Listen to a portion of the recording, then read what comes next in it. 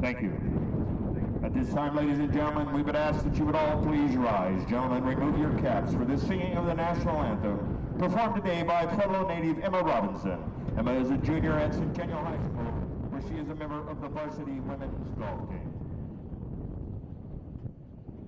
Oh, say, can you see by the dawn's early light what so proudly we hailed at the twilight's last gleam, whose broad stripes and bright stars through the perilous opponents. The playoffs continue today for the Grand Valley Lakers as they move into Colorado to take on the defending national champions in the Division II football playoffs.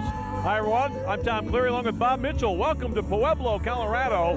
What a game we've got for you today. Third round action as Grand Valley takes on Colorado State University Pueblo, a team they beat right here 2 years ago, Bob, and a team with a lot of weapons that is coming off a national championship season. Yeah, Grand Valley's got a lot to do right now, too, coming off of two emotional games, like you mentioned, GLIAC opponents in Ashland and Ferris. Colorado State-Pueblo's got a really, really good team coming off a national championship. They're going to have their hands full today. Well, we see a lot of people in Division II football that feature the short passing game. Not necessarily these two teams. CSU Pueblo loves to run the ball. Grand Valley wants to throw it. It's an interesting clash of styles, but I don't think we've ever seen a team that's had two brothers like the McDonald's for CSU Pueblo who have run for, check this out, 3,500 yards this year. Unbelievable. Yeah, these kids, Pueblo really likes to control the clock in the ground game with these two running backs. They're phenomenal. Their offensive line does a really, really good job with an All-American at left tackle. Grand Valley's going to have to be stout on defense. Grand Valley's got some veteran players who played well here 2 years ago. Kirk Spencer had a 100-yard rushing game. Jamie Potts had 6 catches for over 100 yards and a touchdown. Good news is Jamie Potts is healthier this week than he's been, and Brandon Bean returns to the lineup for the Lakers. Grand Valley had some guys step up, Ertson Smith last week, but they're going to need all forces, all hands on deck today, and it's nice going to be Jamie Potts and Brandon Bean back in the lineup. Two outstanding teams going at it on a cool and very breezy day today here in Colorado. It's the Lakers and the Thunderwolves coming up next right here on Xfinity and the Grand Valley Sports Network.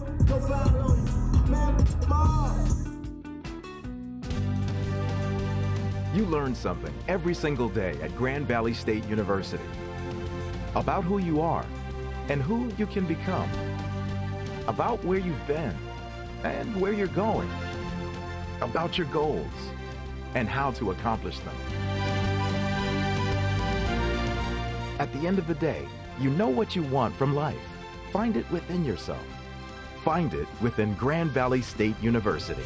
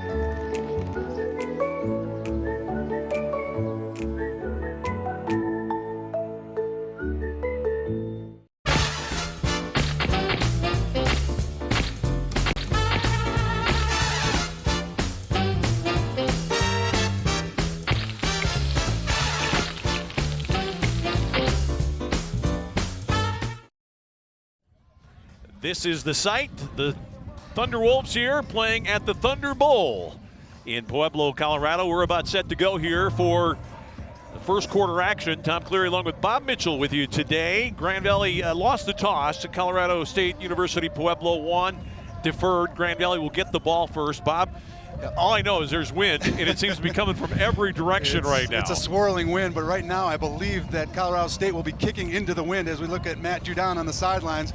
He'll be watching his offense coming on the field to start this game, and Grand Valley is going to have to take advantage of this wind at their back to start this first quarter. I'll tell you what, you'd like to have people out there can catch the ball, because this one might be coming backwards as soon as it gets up in the air. We watched Joel Skipper work out earlier, and the ball was going very high, and it almost looks like it hits an invisible wall and just drops down. So those guys that are short right now, Terrell Dorsey's one of them for Grand Valley, one of the up players, and I think that I also see Joe Moran out there as well.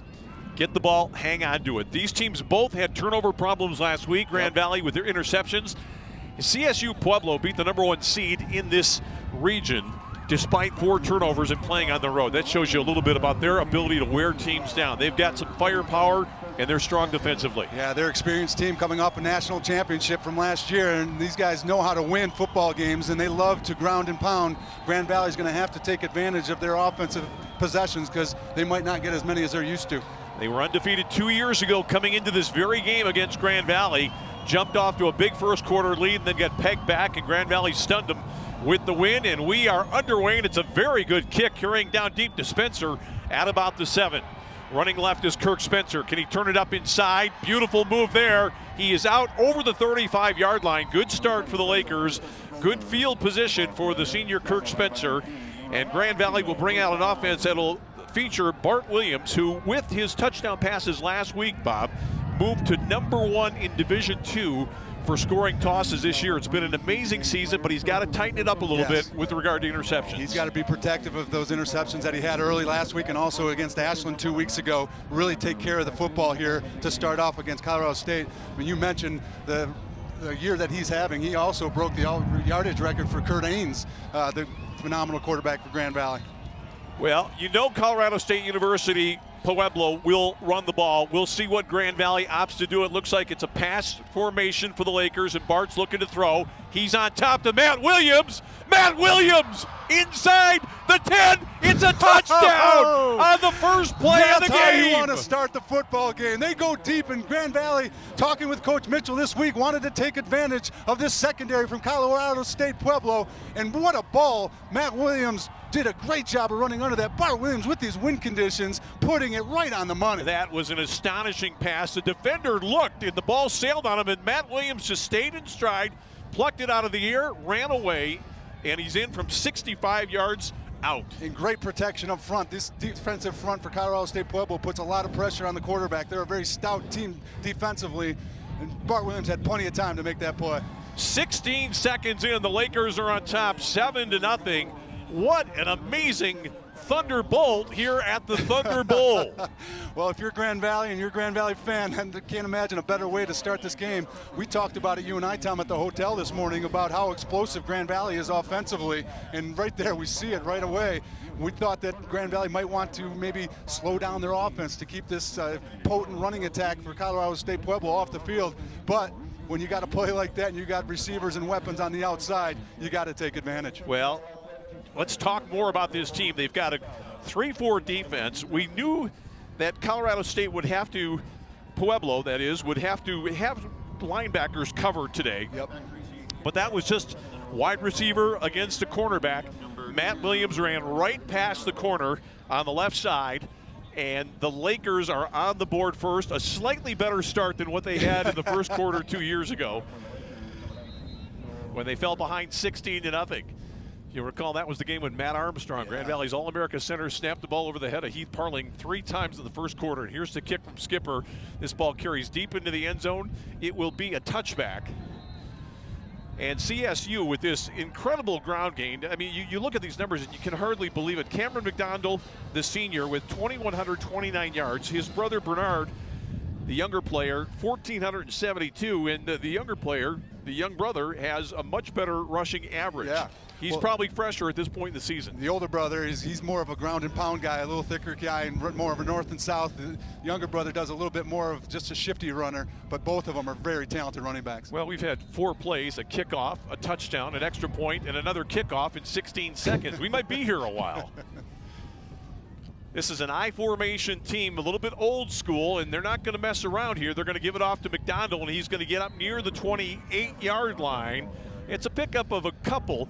Bob, you and I talked about the fact Grand Valley, when they've been hurt defensively this year, it's been generally by passing teams more than running teams. So this is a real test, but maybe one that they feel pretty good about. Yeah, absolutely. Grand Valley's done a really good job against the run with those defensive fronts and the depth that they've had defensively up front, and they're going to be tested today with this running attack.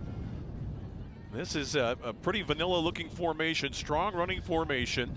2 wideouts, I formation. They're going to hand it to McDonald again. The hole closes pretty quickly. He's up over the 32, though. They're going to give him to the 31, actually. It'll be 3rd down and about 4 now. So the Lakers with a chance, maybe, on this first CSU Pueblo drive to get off the field. A chance here. Grand Valley switches it up. Dylan Carroll's in. Brad Horling goes out. Defensively, the Lakers have a pretty similar look to what we normally see, although Dante Carey has come in at safety right now. Walton and McKissick are the corners. Schlosser, Talley, Goldman the linebackers. And the front 4 has been pretty similar all year, although Rosenquist is out right now and Dylan Carroll's in at right tackle.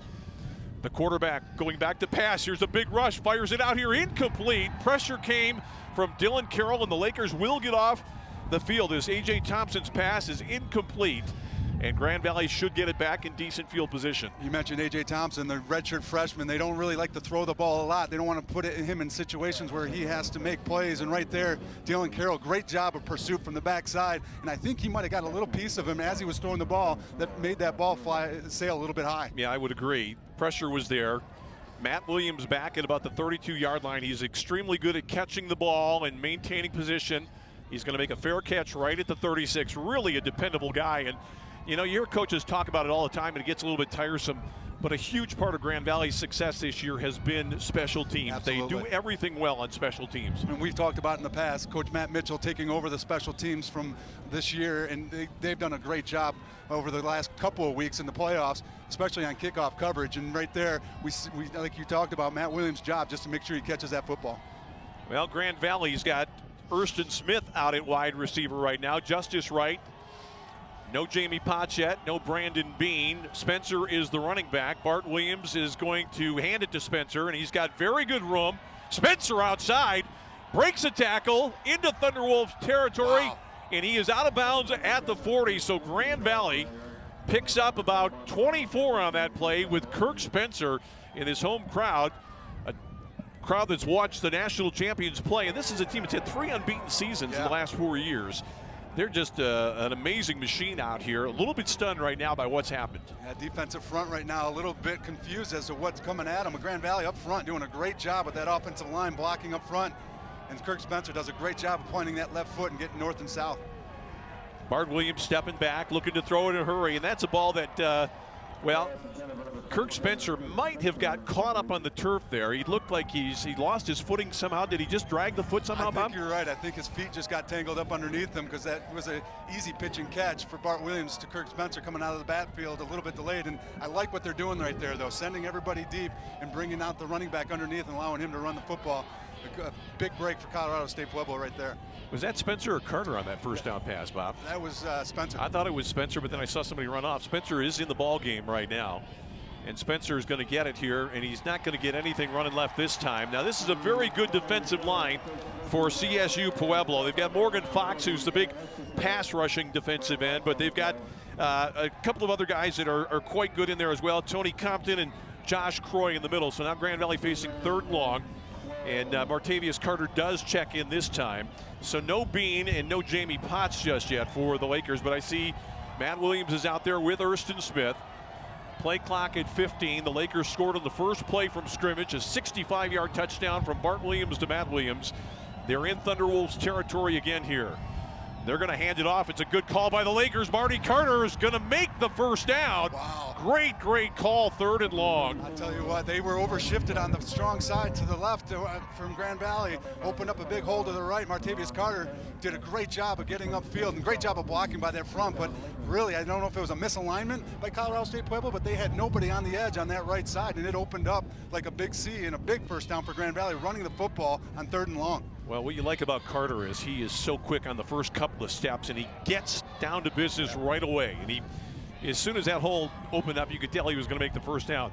Jamie Potts in the slot on the top side. Grand Valley throws a little bubble screen. This is out to Nick Dotson. Nick Dotson's got good yardage down to the 30, to the inside the 20, to about the 19-yard line. It's a nice pickup for the Lakers, about 8 on the play. Good to see that Jamie Potts getting into this game early as he walks off the field right now, but he's a guy that's had some hamstring issues the last couple of weeks and tried to make a go of it at Ashland. Didn't play in the second half, didn't play a whole lot last week against Ferris State, came in and did his punt duties, but good to see him up there and getting a good block to put Grand Valley in a second and short situation. Grand Valley's going to flop a couple of people. Smith goes to the top of the picture. Now Marty Carter's in there, second and short. Marty Carter's going to get it here. Tried to step away. Wow. Oh, nice run by Carter. Keeps his feet. He's going in for a score. Wow. Amazing run, and the Lakers are up 2 here. 4 minutes into the contest as Marty Carter takes it in for Grand Valley. I'll tell you what, the schedule's flipped from what we were here 2 years ago with Colorado State-Pueblo jumping up early on Grand Valley. Grand Valley getting the better edge right now of Colorado State, and what a run that was. I mean, he had a defender right in his face and did a nice sidestep to get him out and kept his balance, got to the outside. A huge play, great run by Martavius Carter. DeLuca snaps it, Matt Williams puts it down, Joel Skipper rams it through, and the Lakers are up 14-0. We'll take a break and come back with more on Xfinity and the Grand Valley Sports Network. At Metro Health, we don't see patients, we see people. And when it comes to their health care, there's one thing we're all working toward: helping them feel better.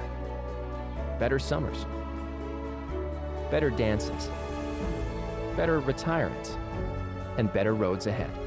This is what we want for every person we see every day. Better. Metro Health. Better all around.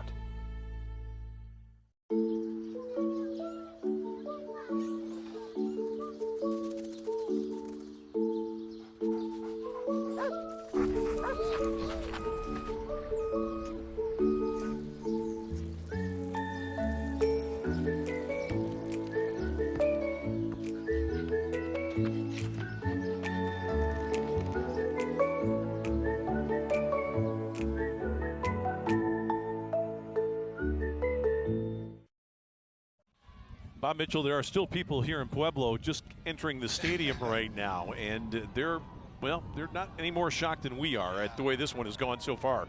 2 scores in 4 minutes and 11 seconds for the Lakers. You look on the sidelines, the defense right now huddle up, but some of the defensive backs, I mean, they're throwing their helmets around. They are just on their heels right now. Grand Valley coming up with some big plays offensively to take a 14-0 lead early, and you and I talked about it earlier too. This isn't a team, Colorado State-Pueblo, equipped to come back from a big deficit with their running game, and they don't really throw the ball downfield very much. And like I said, Grand Valley taking advantage of the wind at their back right now, but Colorado State-Pueblo's got a long road back.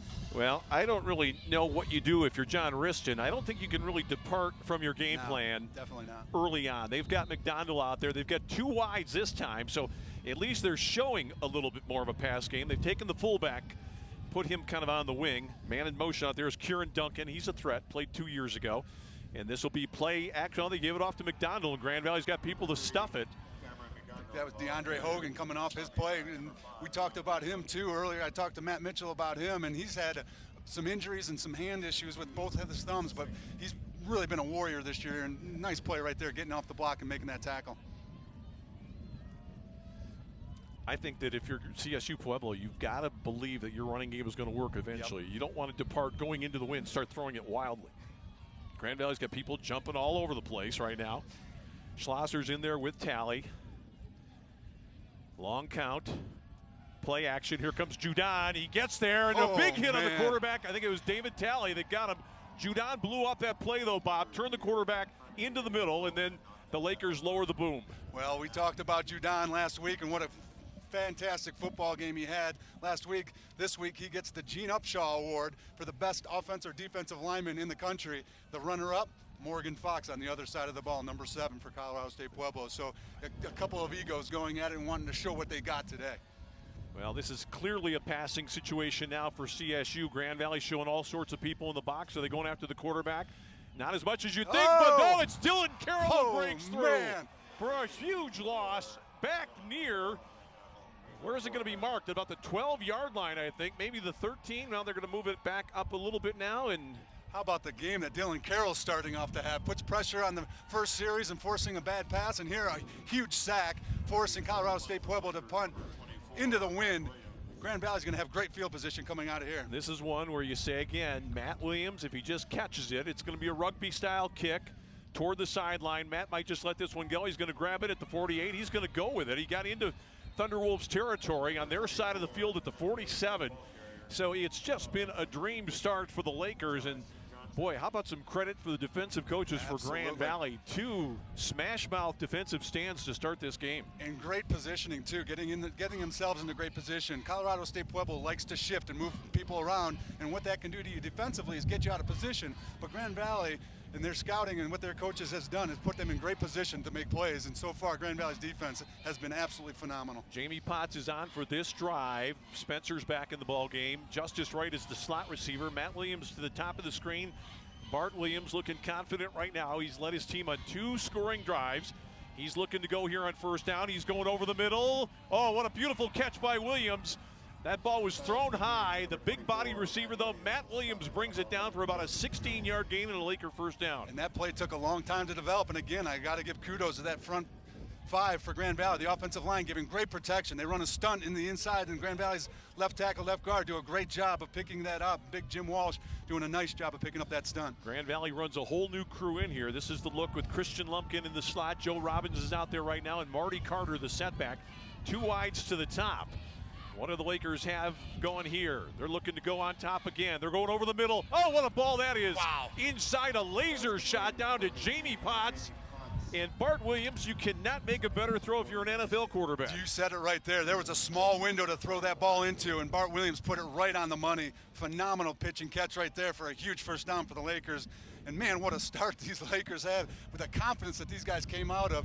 You and I saw them talking in what looked like a garage coming out, and whatever Matt Mitchell and his coaching staff had told to Grand Valley, they came out ready to play. Well, Spencer is back on right now. Lakers have moved it on the ground, through the air. They've been flawless. Spencer running left, ducks inside. Spencer very nearly pulled away from that tackle. He's down near the 10. It'll be 2nd and 6. The Lakers can get a first down without scoring here. And Grand Valley just doing a great job of mixing it up with the run and the pass, not being too one-dimensional, and really got Colorado State-Pueblo on their heels right now.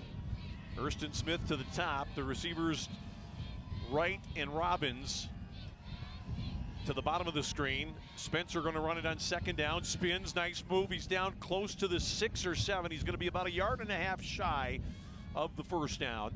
Lakers knocking on the door again with 7:15 still to go here in the first quarter. It's 14-0 Grand Valley. Interesting call here for Grand Valley and their offense. Last week we saw against Ferris State the same position. They ran a double slant to the outside, and Bart Williams found, I think it was Matt Williams on that quick slant last week. We'll see what Grand Valley dials up right here on 3rd and short. It's the perfect setup right now. Matt's out there by himself.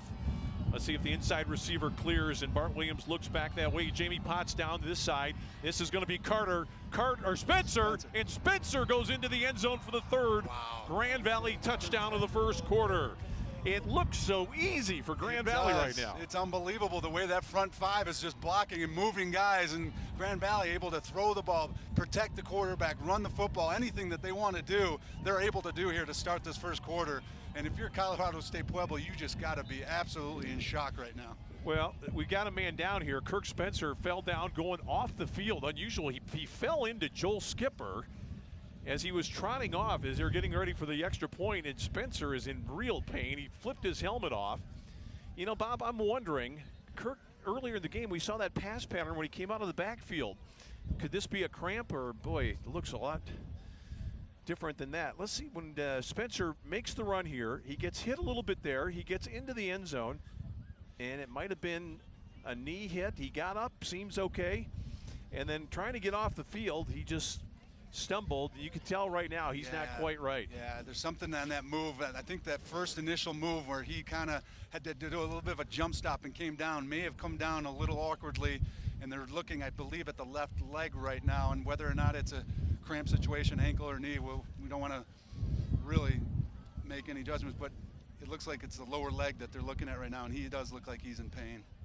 Well, you know, the other thing that I saw on that play on the touchdown run, Bob, it looked like it was a helmeted knee hit, like the outside of the knee somewhere. But Kirk Spencer is going to be in some pain. We'll take a break right now. We'll come back for the extra point try after this on Xfinity and the Grand Valley Sports Network. What if a home phone could also be a smartphone? And what if that home phone could save you money on your home and wireless bill at the same time? With Xfinity Voice, you get amazing technology like readable voicemail on your smartphone, caller ID on your TV, and even text messaging, all for a low price. Start saving with unlimited nationwide talk and text and switch to Xfinity Voice for just $19.99 a month for 12 months. Call 1-800-XFINITY today. I'm almost done. Now you can pay your bill, manage your appointments, and check your connection status. Anytime, anywhere. Oh, so you're protesting? Okay. Introducing Xfinity My Account, available on any device.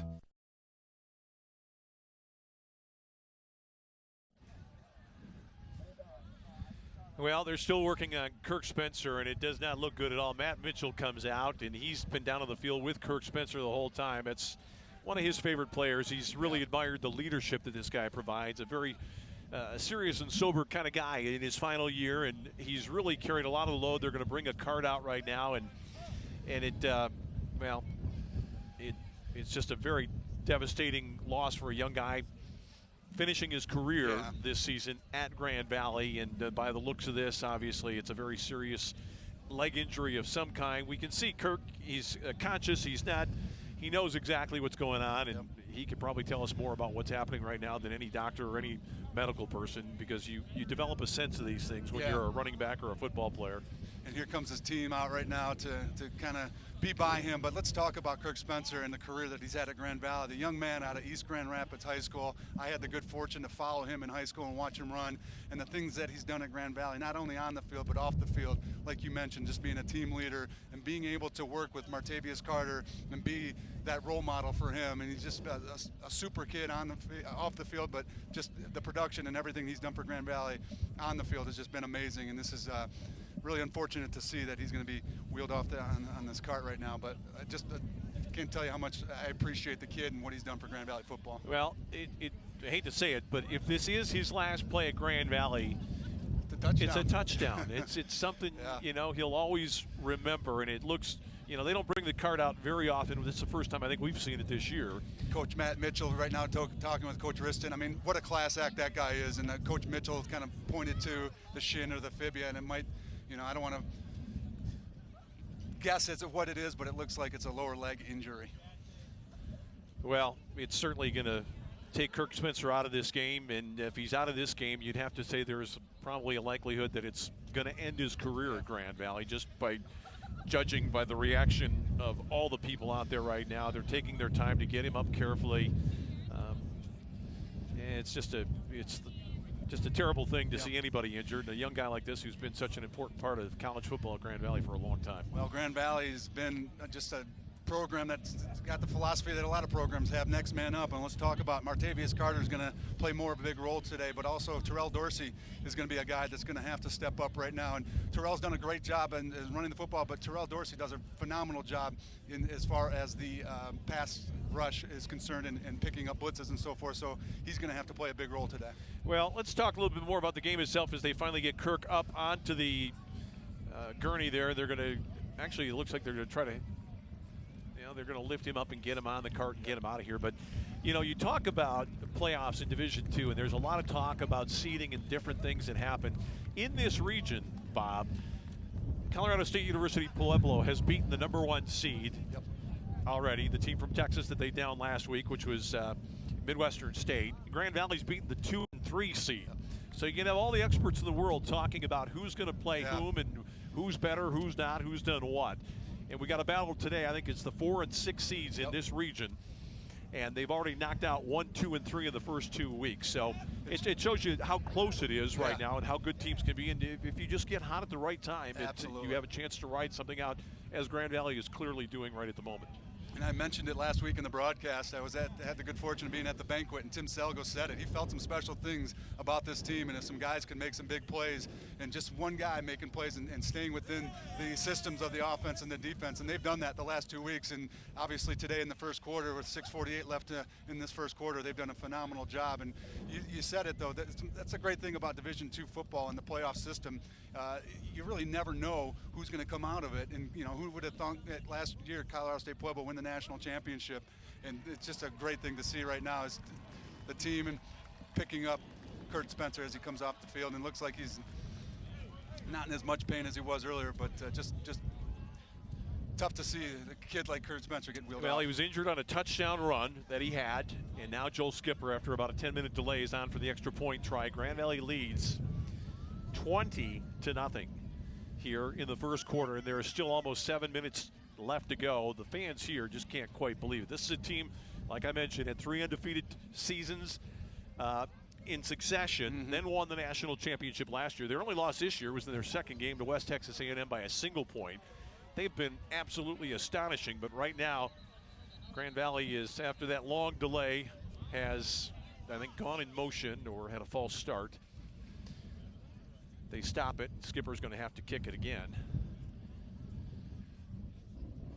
It looks like it's going to be on the defense, encroachment or offsides. Yep. So they're just going to stay right where they're at. Interesting that they blew the whistle and didn't let them kick it and give them the decision on the kickoff to take the 5 yards. I don't get that at all. That's a very strange ruling. Hopefully it's not going to matter too much in the course of the game. Second time for Skipper. Same result. Pops it through. And those are some of the longest extra points in the history of mankind. He's kicking the ball about 30 or 40 yards through the uprights. There's Coach Matt Mitchell running down the sidelines getting to his kickoff team, but he's got to be as happy as a head coach can be right now, other than the injury to Kirk Spencer. But the way this team has performed, just a phenomenal job. And we watch Coach Mitchell talking to his kickoff team, and he just kind of waves his arm, just kick it out of the end zone. That's the game plan, not to kick it to one side or the other.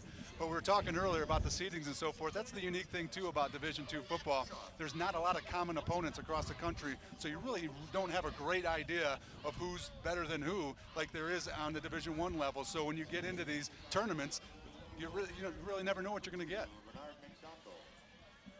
Well, Kieran Duncan is back with Bernard McDonald here.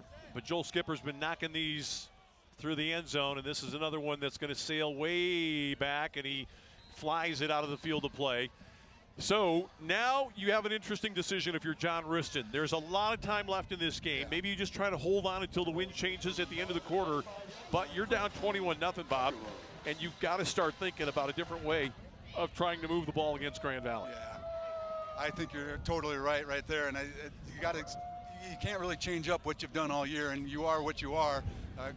Colorado State-Pueblo coming with a backup quarterback in week 3 of this season due to an injury to their starting quarterback, and A.J. Wright is not the most prolific passer that you got, so you got to stick with this running game. They're going to go to McDonald. He got through there, but he got a big hit as he gained up to the 30-yard line. It's about a 4-yard gain. That's Bernard McDonald.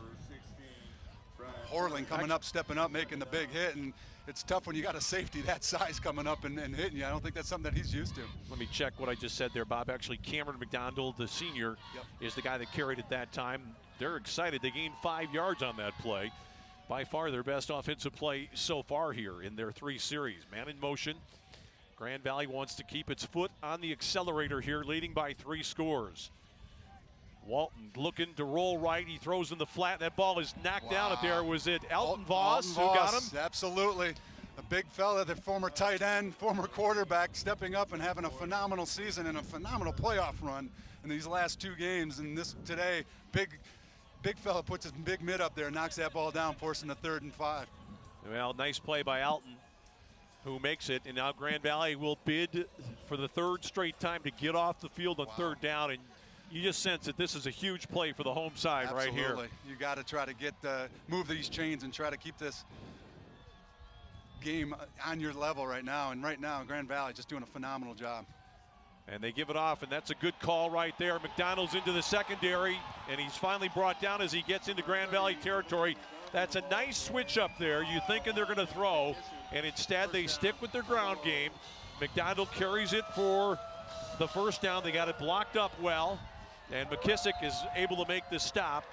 But McDonald's going to come out. His brother's he's going to tag team in with his younger brother. So very much needed for the home side right there. Without a first down there, if they have to punt it away again, man, they would have been really facing a big problem. Liven this crowd up a little bit, and I think liven up their sidelines. And like you said, McDonald doing a great job of following his offensive lineman, number 64, Corbin Feenstra, on that big play. They're looking to throw again. They're going to try to throw out here into the flat. It's going to be caught by Duncan. He's got another first down. They threw that one in front of Trey Walton, and that was a nice pattern rolling left. It took a long time to develop, but it was a good throw, and Kieran Duncan, probably their best outside threat, makes the catch down near the 32. And the Thunderwolves, you can hear the Thunderwolf howl play through the loudspeaker system. They're in good position now here with 5:24 left in the first quarter. Give this team credit, former national champs like we talk about. They're not going to quit on this game, and they're doing a great job of moving the football against the wind right now. Grand Valley's got to dial up something defensively to stop this offense. They can go right back to the running game here, and they are. And they're running wide again, and the Lakers have it defended pretty well. Pugnier on the stop along with Goldman. That was Bernard McDonald picking up 2 or maybe 3 just inside the 30. Let's call it 2nd and 7. The Lakers up 3 touchdowns. A bomb on the first play of the game from Bart Williams to Matt Williams for 65. Marty Carter had an 18-yard touchdown run, and then Kirk Spencer, who left on a cart after being injured, on a 7-yard touchdown run to give the Lakers the 21-0 margin. This is back to the basic formation. Lots of big bodies up front. Man in motion at the top of the screen. Quarterback looking to throw again. He's going to float this into the end zone. It's intercepted. Oh, man. Oh, and they're going to call a penalty here. It's picked off by Dante Carey, who's still running. Hang on to the ball, Dante. I got a feeling this is not going to end well for Grand Valley. And I saw the flag come late, and I'm not exactly sure where the flag was thrown, but I saw the receivers going up the middle, and I didn't see any contact. But apparently there's going to be a flag on the play coming out, and it's going to be on Grand Valley's defense. It may wipe out it. Well, don't want to speculate, but I got to believe it's defensive holding, possibly against the Lakers. The ball was very badly thrown into coverage, into the wind. It just kind of floated out there. Let's see what we have here.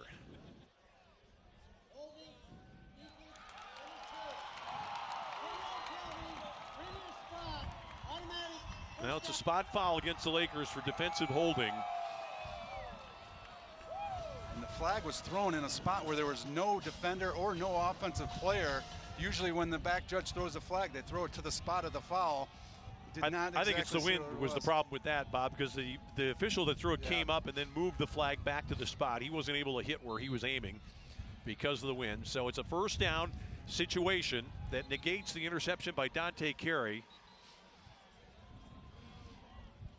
And they're trying to get Matt Mitchell back out onto the field right now. He is blazing hot over there. Is that Coach Mitchell on the sideline? Yeah, absolutely. I'm not sure what he's upset about, but I don't think that he saw the penalty that the officials saw. And I've got to be honest with you, I'm not actually sure what's going on either.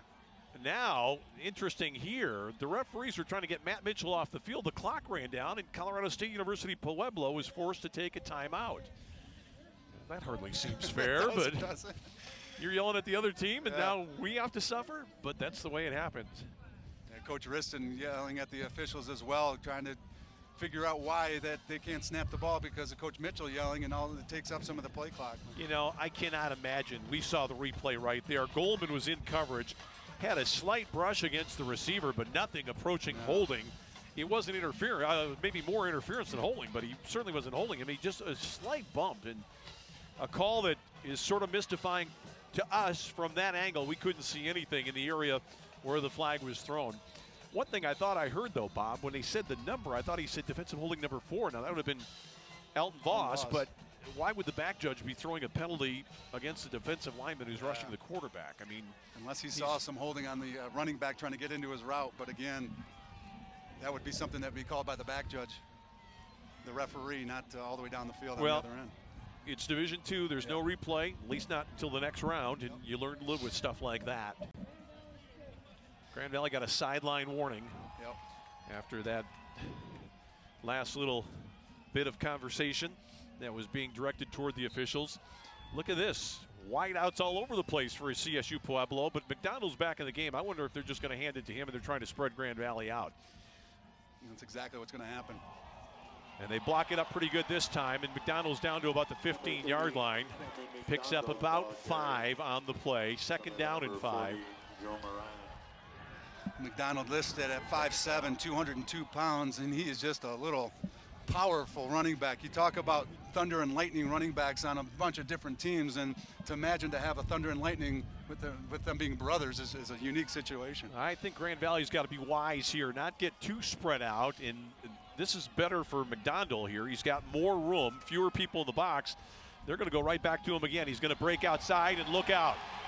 He's going to get to the end zone. No, he's down at the 1, first and goal. And Grand Valley had some people that bid up on the outside. What happened there, Bob? Yeah, just a great job on leverage on the outside, and I think Alton Voss got caught inside in the wash. I thought that there might be a holding flag being thrown on that play, and we'll get a good look at it right here. Nope, just a great job of the pull by big number 72. That's Gary Dixon. He's a second-team all-region player. The strength of this offensive line is on the left side, but when you can pull to the right side like he did right there, does a nice job of sealing. McDonald does a nice job of bouncing out to the outside. First and goal from the 1-yard line for the Thunderwolves. Well, you could ignore everything right here. They've got the I formation fullback Patrick O'Malley in the game right now. It's going to be McDonald. There's no, oh my goodness, what a mistake that is. First and goal, and they jump. That'll cost them 5. And now maybe the task is slightly more manageable. Zach Boyd, the big tight end on the right side, just jumping a little bit early, and it's a good break for Grand Valley as it kind of switches the situation a little bit. Look for the Thunderwolves to still run this football. First and goal on the 6-yard line. But these are mistakes that Colorado State down 21-0 can't make, especially when you're in the red zone. Well, they get Duncan back in. He's the wide out and their best outside threat. They take out O'Malley, but I still think McDonald's the guy they're going to go to here. Yeah, I don't think they're going to, at this situation, they don't want to put the ball in the hands of A.J. Thompson right now. Let's see if they run short side with him. They're loaded up to run left. And they are going back to the short side. McDonald bounces. Grand Valley has him, and they knock him down at the 5. And really, it was Joe Moran who held on. It looked like he was going to get away and maybe spin to the end zone, but he got knocked off his stride. Lakers make the stop. It's second down and goal now as the clock ticks down to 2:20 left in the first quarter. Great job defensively up front for Grand Valley. And like you said, Moran getting penetration into the backfield, knocking McDonald off his route that he wanted to do as they were trying to pull the left and tackle and the left guard there. But Grand Valley up to the task, and Judon ended up making the final tackle. I think this is baby brother who's come back in the game right now for the Thunderwolves. Rolling right is the quarterback. Wow. Easy pitch and catch for the touchdown here. Nice play.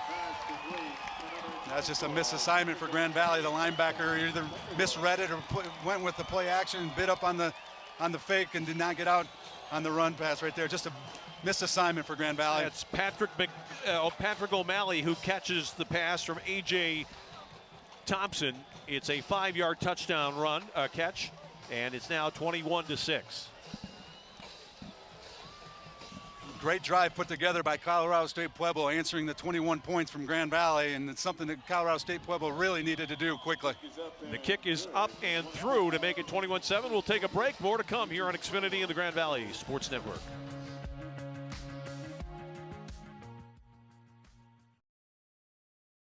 Dudes, been a couple of A-plus roommates. And I hate to do this because you guys have been cool with everything. You're cool with my band. You're cool with that English accent phase, remember that? We're literally out to milk. And that theater troupe. Hey, could you give me a second, please? But State Farm's helped me be really smart with my money, and I got my own pet now. Oh, no big deal, Mom, Dad. My new place doesn't allow pets. Dylan's gonna have to stay here. One love, Pops. Start out right in life. With everything from renter's insurance to your first bank account, State Farm is there. My fathead king! My fathead king! Oh my god! Yes! That's great! Look at my pony, Daddy! That looks really good. That look good? This is my fat head. I'm so excited for her. The goosebumps. Oh my gosh, that's awesome! Do you like it? I love it!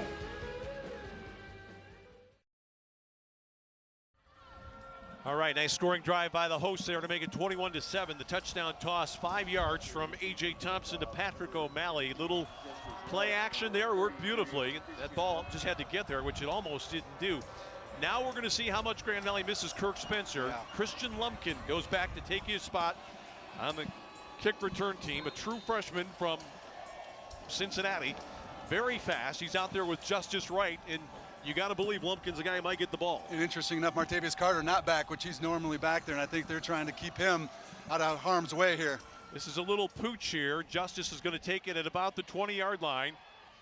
He's up over the 35 before he is spilled. Good starting field position for Grand Valley. I say a pooch kick. It was more of a directional kick. It wasn't, into the wind. He wasn't going to gain the end zone with it. No. Let's see it again. We see the fullback. He just goes up to block somebody, and the guy that got victimized, Brad Horling, turned and went for the deep receiver. Probably should have gone for the man in the flat. And I think it might have been also Joe Moran on the inside, went for the play fake, and then the rest of the quarterback got caught in no man's land right there, which left that running back out of the backfield wide open. Grand Valley has it 1st and 10 at their own 36. We are inside 2 minutes here in the first quarter remaining. Lakers 21, CSU Pueblo 7. Grand Valley's been outstanding both ends of the ball, and here is Terrell Dorsey trying to run for some tough yardage. Not a lot there, and a little surprising to me that we didn't see Marty Carter out for the first snap. Dorsey's a good inside runner. He's not had a lot of opportunities this year.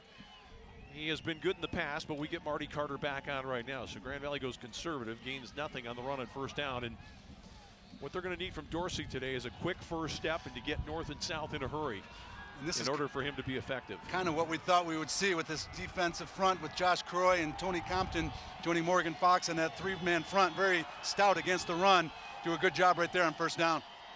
They're coming with some pressure. Bart Williams gets hit and dropped for a loss of about 4.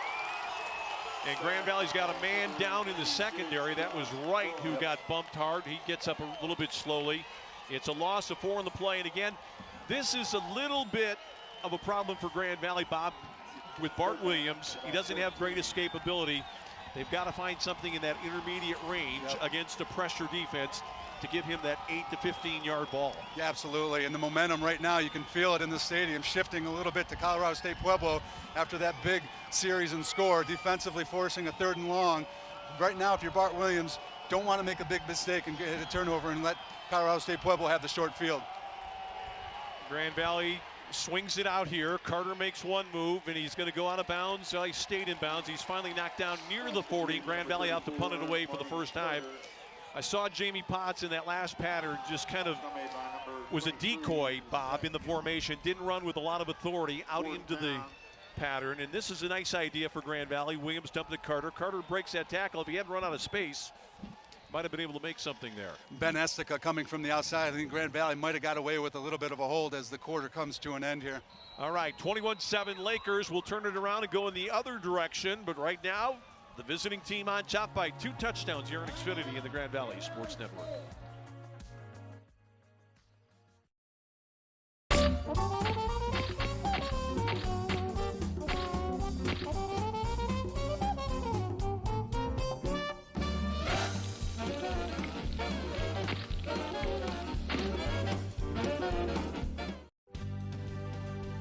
You learn something every single day at Grand Valley State University about who you are and who you can become, about where you've been and where you're going, about your goals and how to accomplish them. At the end of the day, you know what you want from life. Find it within yourself. Find it within Grand Valley State University. All right, thanks to our guys in the truck for getting us back here and giving you the picture. Jamie Potts is on to kick. Nice move by John Riston to call the timeout here to get a chance to flip the field. Let's see if Jamie Potts can get one on the ground and get it bouncing. It's a great high kick. Actually, Grand Valley, I guess, is the one that called the timeout. There's a muff. Yeah. Now, the Grand Valley player got shoved into the return man, and what are they calling here? Grand Valley's got to play. Right now. Where are the Lakers? This could be a touchdown.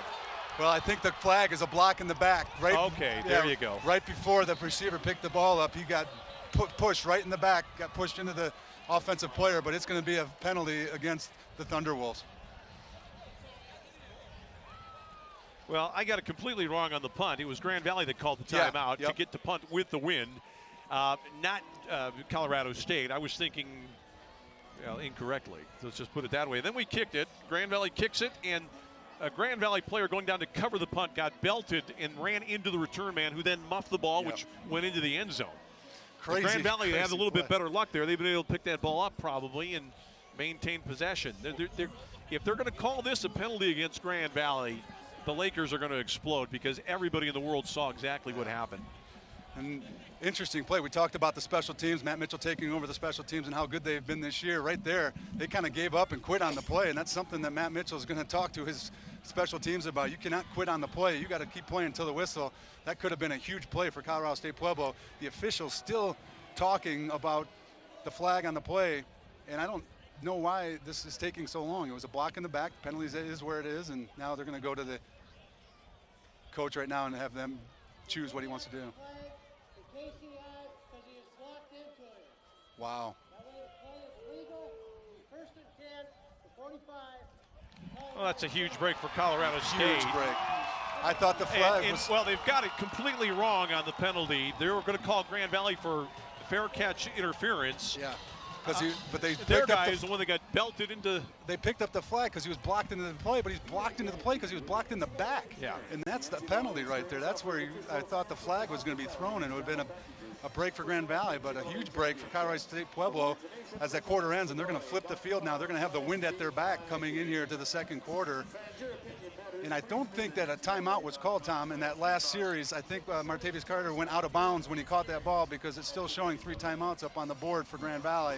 I think the play clock should have stopped because he went out of bounds. That's what they had the 1 second. Well, the only reason I thought it was, and it's a great job for Grand Valley to get over there to make the play, it was Evan Schreiner, the offensive lineman, who would be a likely starter next year, who did not quit on that play and got over and made the tackle.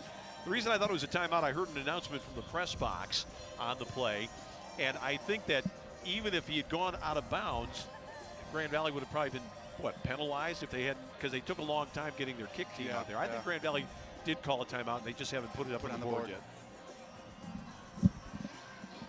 Colorado State-Pueblo coming out here, and they're coming out with Bernard McDonald as the running back with the double wide receiver set to the outside with the wind at their back.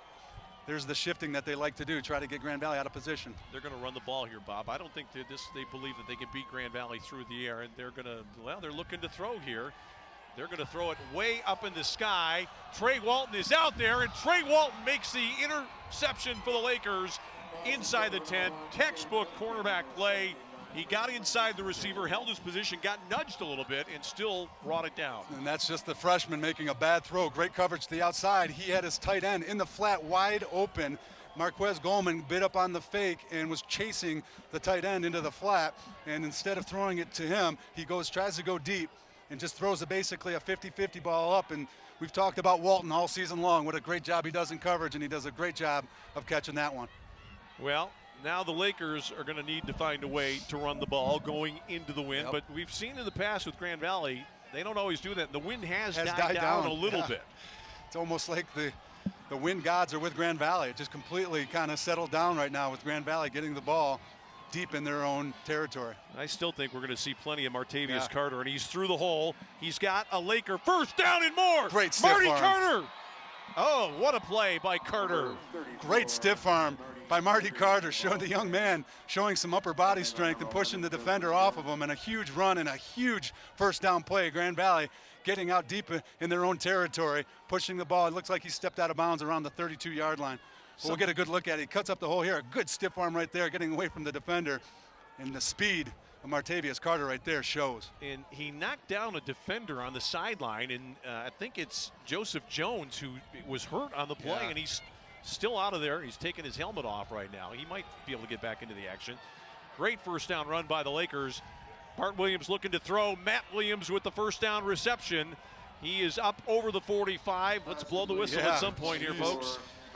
Well, I think the reason they didn't blow the whistle is because he wasn't engaged in the tackle. He knocked him backwards, but still no engagement on the tackle. But a great pitch and catch right there. Bart Williams, again, not big windows that he's throwing into, but he's really on the mark.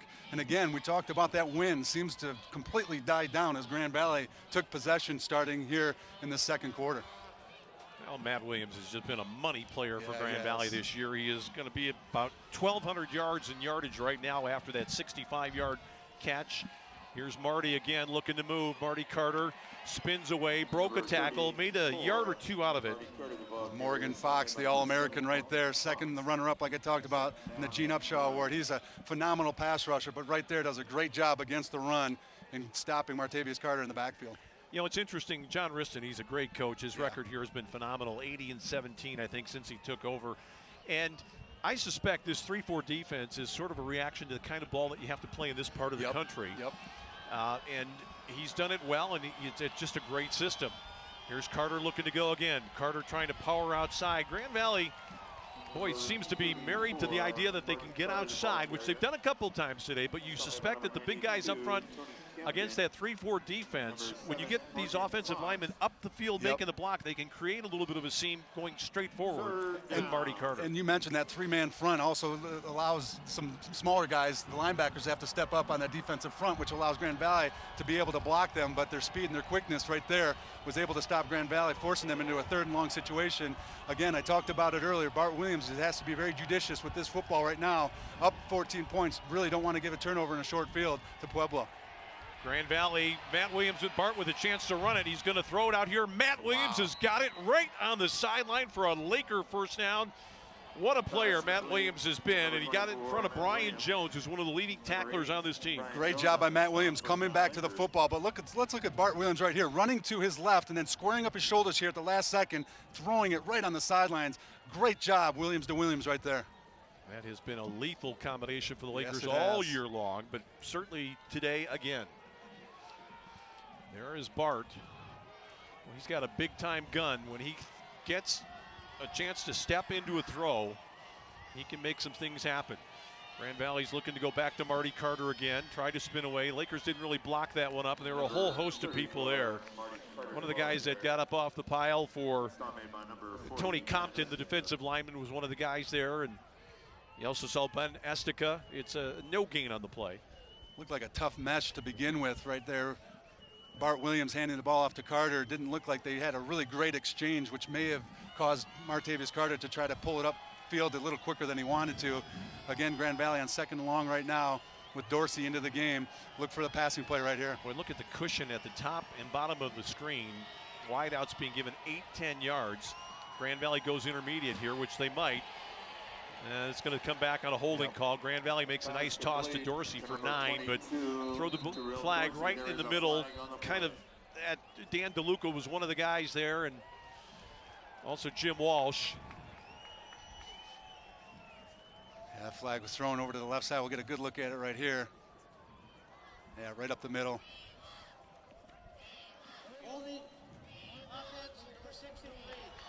Ben Walling. He's got a tough job right there. The redshirt freshman's had a phenomenal season stepping up this year with the injuries at the offensive line. And I talked to Coach Yochis a little bit about this. Grand Valley really hasn't started the same offensive line all season long. They've kind of been a mash unit of injuries and people stepping in. But the young redshirt freshman right there going against the All-American, a tough matchup. Bob, when you spread them out against a 3-4 like this, could you get the screen game going maybe a little bit? Well, Grand Valley hasn't really run that all season long, but we'll see Martavius Carter run to the outside here.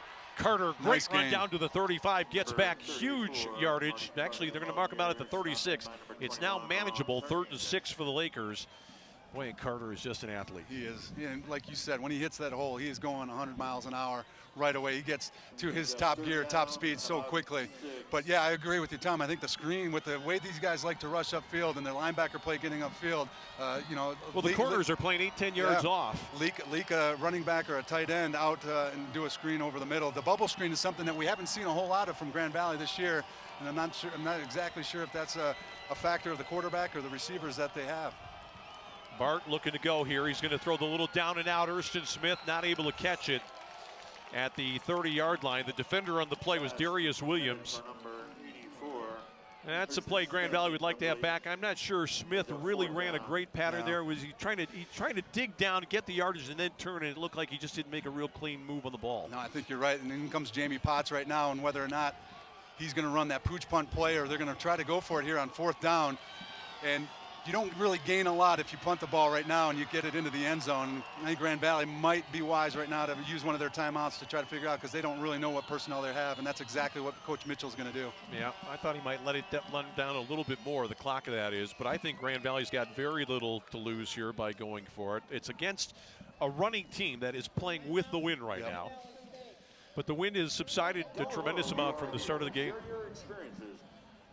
So there you look at the Laker huddle. Matt Mitchell's in the middle, but it's Jack again, I think, who's doing the talking right now. And who else is down there? They got a lot of options, Grand Valley does, and that's the benefit of this passing offense. I mean, they've got, Potts coming in and playing some good minutes right now, and he's done a great job working in the seam. You got Matt Williams on the outside doing good things, and you also got Martavius Carter, who's run on 3rd down and long situations already today. The offensive line doing a great job of blocking it up. So right now, if you're Grand Valley, you can go deep into the bucket to try to find a play. Well, if they ran 4th and 6 and made it, I would say it was the call of the century, because you just can't imagine that would happen. Grand Valley's going to bring Nick Dodson out. They've got Smith out there. Matt Williams. Potts is not on at the moment. And I got to believe, I'm going to think it's a little game at the top of the screen with maybe Matt Williams going toward the sideline here, letting the wide out clear out. We saw that last week against Ferris. We saw it against Ashland as well. Bart Williams sprinting out to the right. Matt Williams in the slot running an out, and just a nice timing pattern. And here it is again, and that's exactly what it is. Oh, and he threw it high. He had plenty of time to throw it.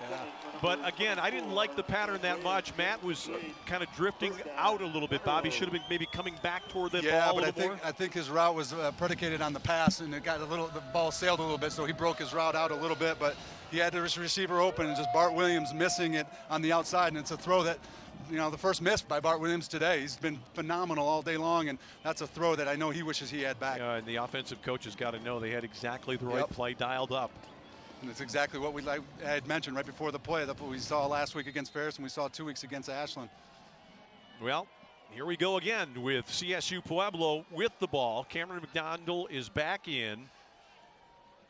Power formation to the right side. That was a million people out there. Grand Valley plays it pretty well. Short pickup on the play. And they call that a bunch formation to the right side. 3 receivers, 2 of them tight ends, stacked behind each other, and they pull the guard from the outside, trying to really use leverage to the short side of the field, and Grand Valley does a nice job of cutting that off. Hey, nice job by Cody Moore stepping up, a backup defensive lineman. He's in there at tackle right now.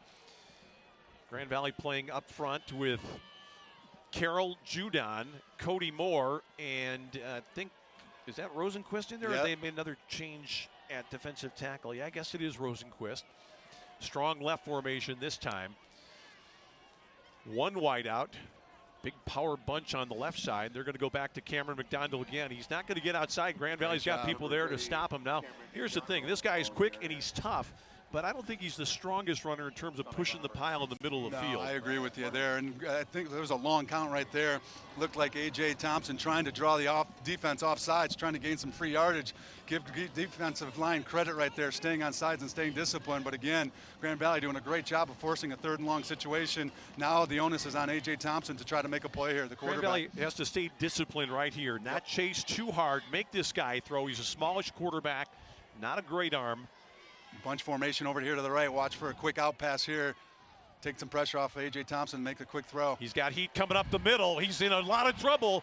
That's got to be grounding. He didn't cross the line of scrimmage. Absolutely it is. And Matt Judon got hit behind the play and is hurt. And it's a terrible looking play because a player was on top of him, the offensive lineman for CSU Pueblo.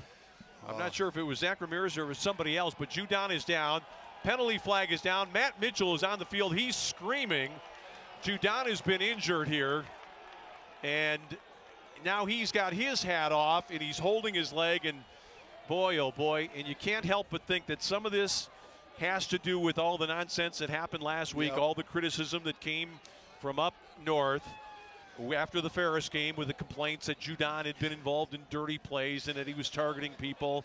Matt Judon has had 2 serious leg injuries.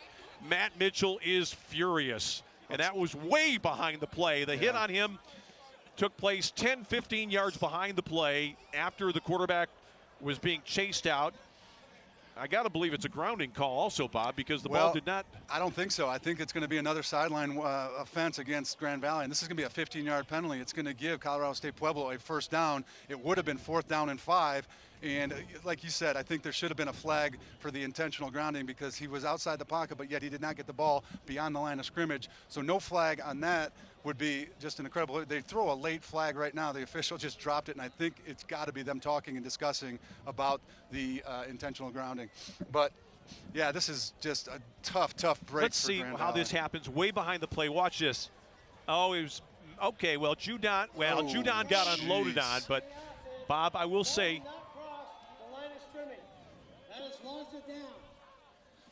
Well, Judon is going to walk off under his own power. Let's be fair to CSU Pueblo. The original hit on Judon, he got rolled into by one of his own players.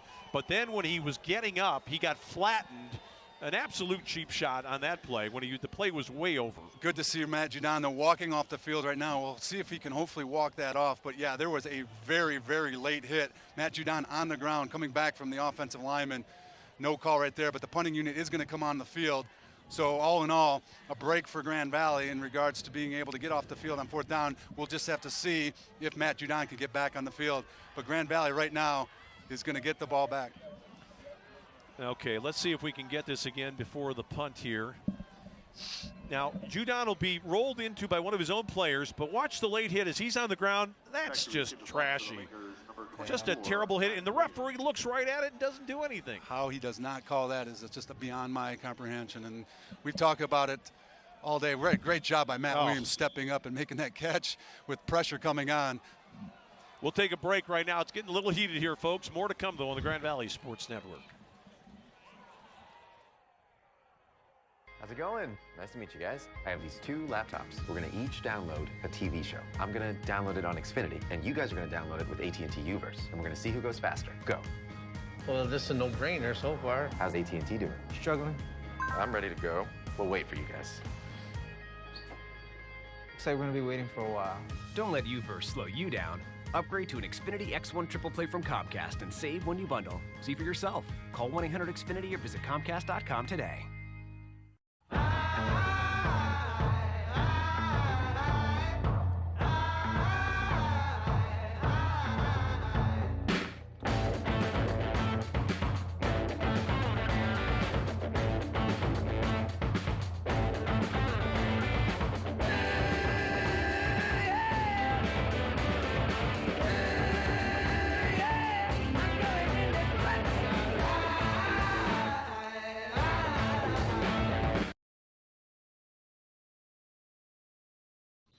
Well, this one started to unravel a little bit on us here, Bob, and luckily Matt Judon is up and moving around. And I got word from the sidelines it's his ankle, and right now it looks like he's up there. He's getting his ankles taped, and the look on that young man's face right now is a man determined to get back on that football field and make some plays. So a huge break for Grand Valley. And I think you're right, Tom. I think the initial injury came from his own friendly fire teammate rushing the end. But again, the late hit, unnecessary roughness at the outset, not being called as the official staring at the play. Just a tough non-call for Grand Valley. Grand Valley looking to go with Marty Carter. He slipped there as he tried to get away from the defender who made a great penetration, Tony Compton. And Morgan Fox finished him off, but Compton really got in there. Again, a little bit more of a slip than anything else for Marty Carter. And Marty Carter is a little counter play, takes a little long to develop in the backfield, trying to get away from the pressure. The defensive lineman doing a great job of putting pressure right there. And you said it, it's Tony Compton coming in, the nose guard from Littleton, Colorado. Well, this could be just a lack of timing, lack of reps maybe for Marty Carter, but maybe this relationship between Bart and Marty will get better as the game goes on. Ball over the middle, nice great catch. Oh, another fabulous play by Erston Smith into Thunderwolves territory. Man, Bart Williams has thrown some balls into traffic that have been inch perfect. And the winds start to pick up a little bit, but again, yeah, you said it, Bart Williams thrown into that small window. A great job, Erston Smith, adjusting his body to catch the ball behind him and getting upfield. This young man has stepped up with the absence of Jamie Potts and Brandon Bean, having a phenomenal game last week on SportsCenter top 10 plays with his catch against Ferris last week, and again, making a huge play for Grand Valley. Now, Grand Valley if they can protect Bart Williams, man, he's got a target-rich environment out there right now, and these guys are giving ground to these Laker wideouts. Here's Carter again running left, cuts back. Marty Carter, another decent gain down to the 40. There's nothing wrong with the 4-yard gain on first down. Keep moving forward, keep moving the clock. And Grand Valley offensive coordinators, Jack Yin and Tim Morrison, doing a great job of mixing up the pass and the run.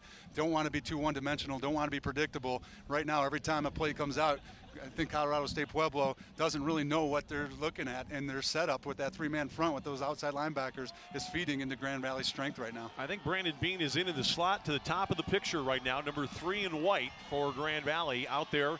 First action for him in about a month and a half. Jamie Potts, too, on the short side. Does not look like he's running great routes right now. Matt Williams is out there. This ball just over his head inside the 5, and a tough tumble there for Matty on the sidelines. This guy is some kind of tough, and he's a little bit nicked up right now, and he's going to have to come out of the game. Ugh. Could it get any worse? I'll tell you what, the bangs up and the injuries to start this game. It's a hard-hitting game, but I think a lot of these injuries are, we've seen one with Matt Judon, friendly fire, and this one looked pretty innocent to the outside, him just diving for the ball late, and oh boy, we'll see what he's holding his helmet right there. But I was watching Jamie Potts on the near side run his route, and he did not explode off the line of scrimmage and really didn't get in his route. And I think you're right. I think they're using him a little bit as a decoy. Well, we're going to take another time out here for injury. Matt Williams has got the hat off. We'll keep our eye on it. We'll come back with more after this on the Grand Valley Sports Network. How many is a whole bunch? As many as a...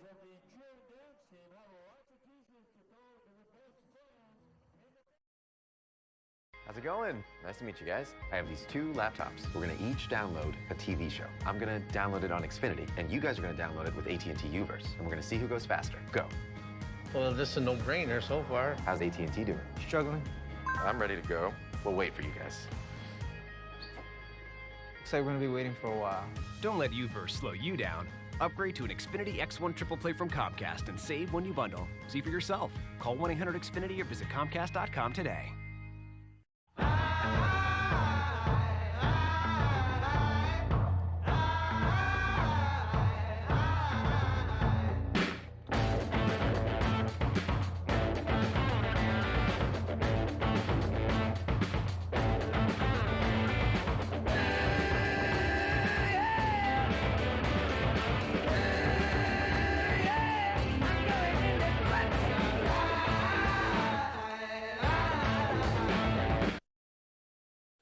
Williams has been cleared from the field of play. He walked back to the Lakers sideline under his own power. They're still working on his left leg. Grand Valley's facing 3rd and 6 here in this situation. We're going to get the entire roster on for the Lakers before this one's out. Hurston Smith had nobody on him. He was signaling to Bart Williams. Instead, Grand Valley's going to run it with Carter. Carter. Oh, first down, I believe. Yeah, I think he's got it. It's going to be close with the spot, but what a great call by Grand Valley. 3rd and long situation, running Carter. And they're going to waive the first down, a huge first down for Grand Valley with 6:45 left in this first half. Grand Valley really could use a touchdown right now with everything that's gone on with the injuries and the play defensively by Colorado State-Pueblo. And again, I keep mentioning it, but Grand Valley taking advantage of those outside linebackers, number 44, Joe Rosenbach, and number 40, Ben Estica, the smaller type players, and they're just doing a good job of moving them on the outside.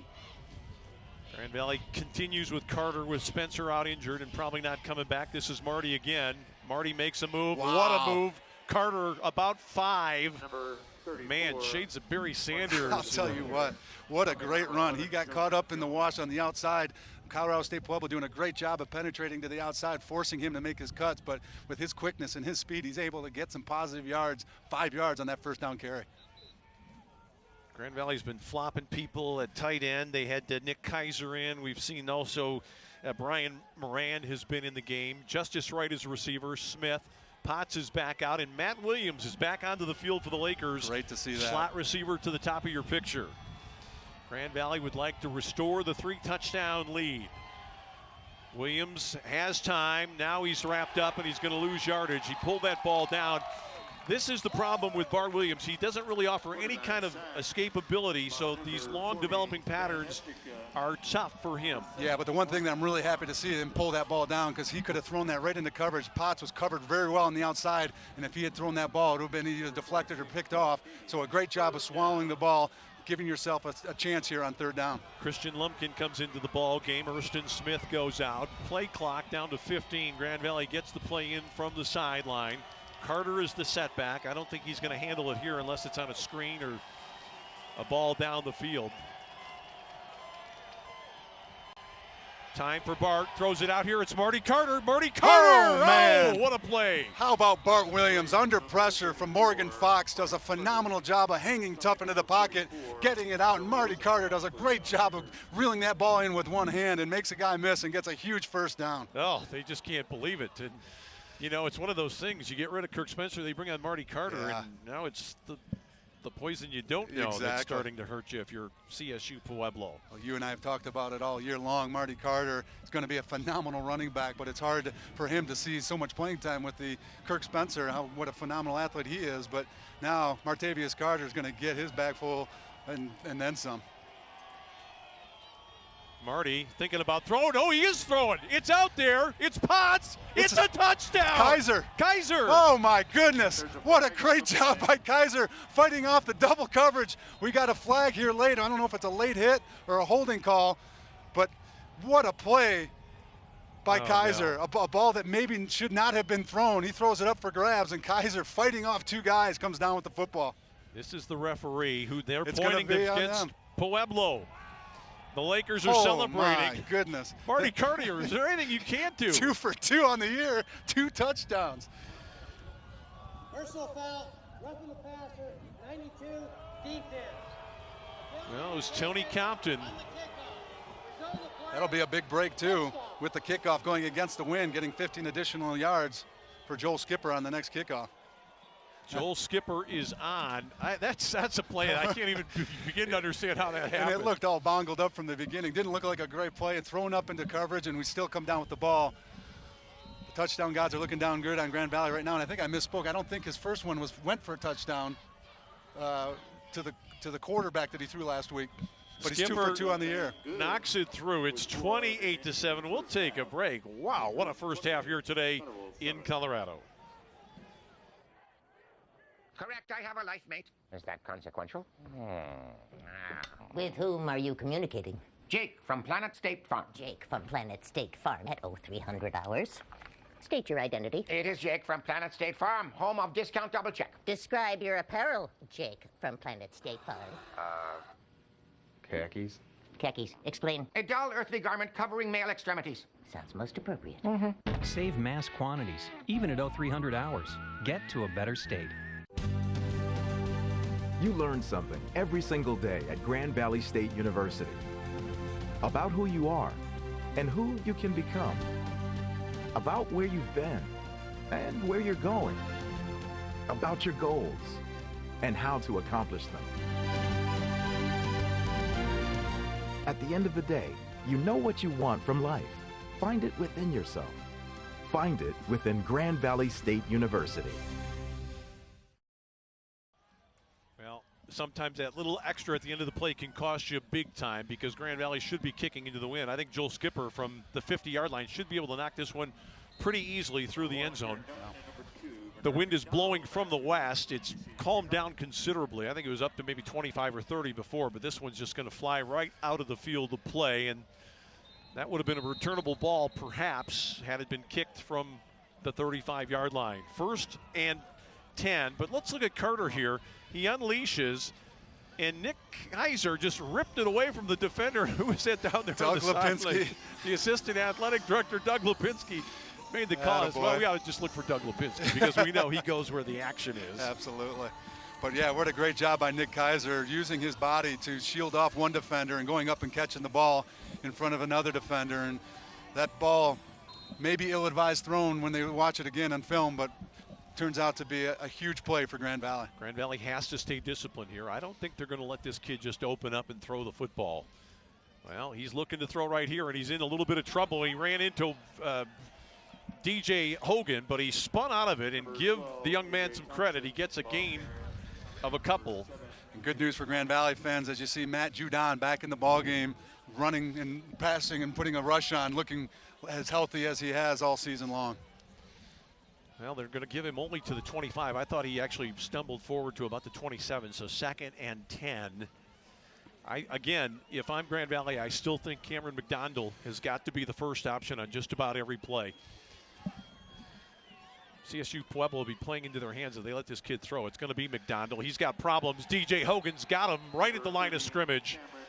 No gain, 3rd and 10. Wow, that defensive front, DeAndre Hogan, Rosenquist, Alton Voss. Grand Valley is going to start using their timeouts right now to try to get the ball back here before the half is over. But a great job up front with this great running attack for Colorado State-Pueblo. They've done a phenomenal job against the run here today. Well, Grand Valley's out of timeouts here, so what they're saying is they're daring them really to throw the ball, because if they throw an incompletion, they'd have to kick it. And Grand Valley'd have plenty of time still to go here in the first half. It's 28-7, the Lakers on top. And if you weren't here for the start of our broadcast, shame on you. On the first play, from scrimmage, Bart Williams stepped back, threw the bomb. Matt Williams just streaked down the sideline, ran past the defender at about the 20, caught it in stride, and then shook off a tackle attempt to go in for a 65-yard score. Marty Carter's had a 19-yard touchdown run. Spencer, on his last play of this game, scored from 7 yards out and then left injured, was carted off with a leg injury. CSU Pueblo came back with a short touchdown pass to O'Malley from Thompson, but then Lakers counter. Marty Carter on the halfback option to Nick Kaiser. I think that's Nick's 2nd touchdown of the year. 28-7 the score. Man in motion is Duncan. He's the guy they would like to get the ball to. He's being hawked by Trey Walton. Grand Valley drops into 2 deep here. Quarterback straight back. Kind of lobs it up here. Great tackle by David Talley.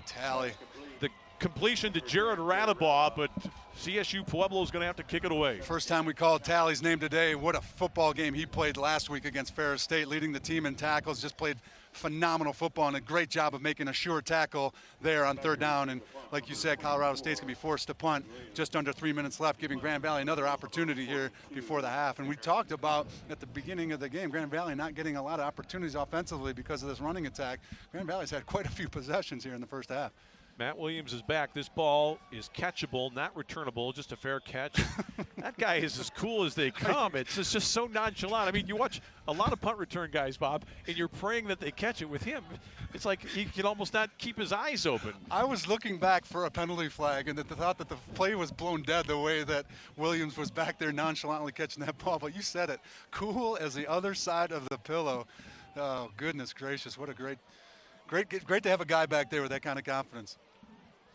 Well, Matt Williams, we've talked about him. We call him sometimes Jamie Jr. Jamie Potts, a 2-sport athlete. Matt Williams, same kind of baseball player, closer, relief pitcher on the baseball team, and the DH occasionally. We're going to have to take the junior off of that tag the way he's playing football right now. He's really doing a phenomenal job of racking up the stats here in this postseason. Grand Valley's going to run it with Carter. Here's the cutback again by Marty. Boy, he's so tough, and he's up near the 40. It's not a lot of yardage, but it keeps the clock going. Pick up a 5. And one of the people there to make the stop for CSU Pueblo. I thought it was Brandon Henry, the defensive back, who got in there. I think it was actually 33, the linebacker. Brandon Payer is the guy that is credited for the stop. Marty Carter gets up off the bottom. Lakers have a lot of choices here. 2nd and 5. They're looking to go to Martavius Carter again. This time, though, number 34, not much happening. Joe Rosenbrock, the linebacker from Brush, Colorado, does a nice job of stepping up and filling that play from the backside. Grand Valley is going to be forced to maybe put the ball in the air here on 3rd down and 5. Well, clock ticking down, Bob. 1:45 left in the half. They might. I wouldn't be surprised, but Grand Valley might take a little more of a conservative approach here. They've been successful in this down and distance situation with Carter running the ball. There seems to be some space on the right side. They're going to run left with Carter. Carter's going to get the first down and more. Carter, he stays on his feet. Holy and now cow. it's out again in a face mask at the end. Yep, we're going to Two get the flags 2 flags come flying in. This is going to move the ball all the way down near the 15-yard line. Let's give Bart Williams credit on that play right there. He audibled out of that. He saw the weakness. They shifted the running back from the right to the left side. No movement out of the Colorado Pueblo defense, automatically showing that they're in man-to-man coverage on the outside and that they had an advantage with a man over on the left side. A great audible by Bart Williams and a great run by Martavius Carter. Grand Valley's going to be down inside the 20. So they're in the red zone with 90 seconds, a little less than 90 seconds left here in the half. Marty Carter, what a savior on a day when Kirk Spencer goes out with an injury that, quite frankly, could end his Grand Valley career. Marty Carter has picked up the pieces in a big, big way. Ball at the 17, and this team in red and white is now reeling. That Hutchins now in the backfield. We haven't seen a lot of him. Ben Hutchins, the senior from Portage, might be in the block on this play, you think, Bob, because he's a good blocker and he could protect Bart Williams here. Grand Valley's got Matt Williams. They've got the slot, I think, is right. Erston Smith to the near side. CSU Pueblo showing some pressure. They might be coming from both sides. Now they kind of back out of it. Ben Hutchins gets a block. Oh, this ball is touched. Boy, Bart Williams got hit pretty late there. And the guy that powered in to get him, who was it there for CSU Pueblo that put the lick on him? LaRon Tarkington. Bart has got his hat off. Now this is interesting right here. If Bart is not able to continue, would Grand Valley go to Ryan West, or are they going to go? It seemed to me like a hit that was fairly late. That ball was thrown right away. Let's see if we can dial something up from the truck, and it looks like he got it in the ribs or just under the pads. Yeah, he doesn't wear the big rib cage that you see a lot of quarterbacks wear, and I think he was exposed when he threw that ball, and I think that hit came right as he was releasing the football.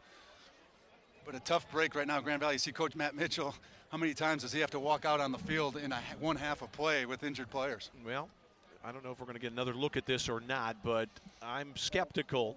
Okay, so we'll keep it right here for now, but I think it's a perfect red zone situation for Ali Ajami, the second Grand Valley quarterback, or 2A maybe you might refer to him, the guy that would come in a running situation.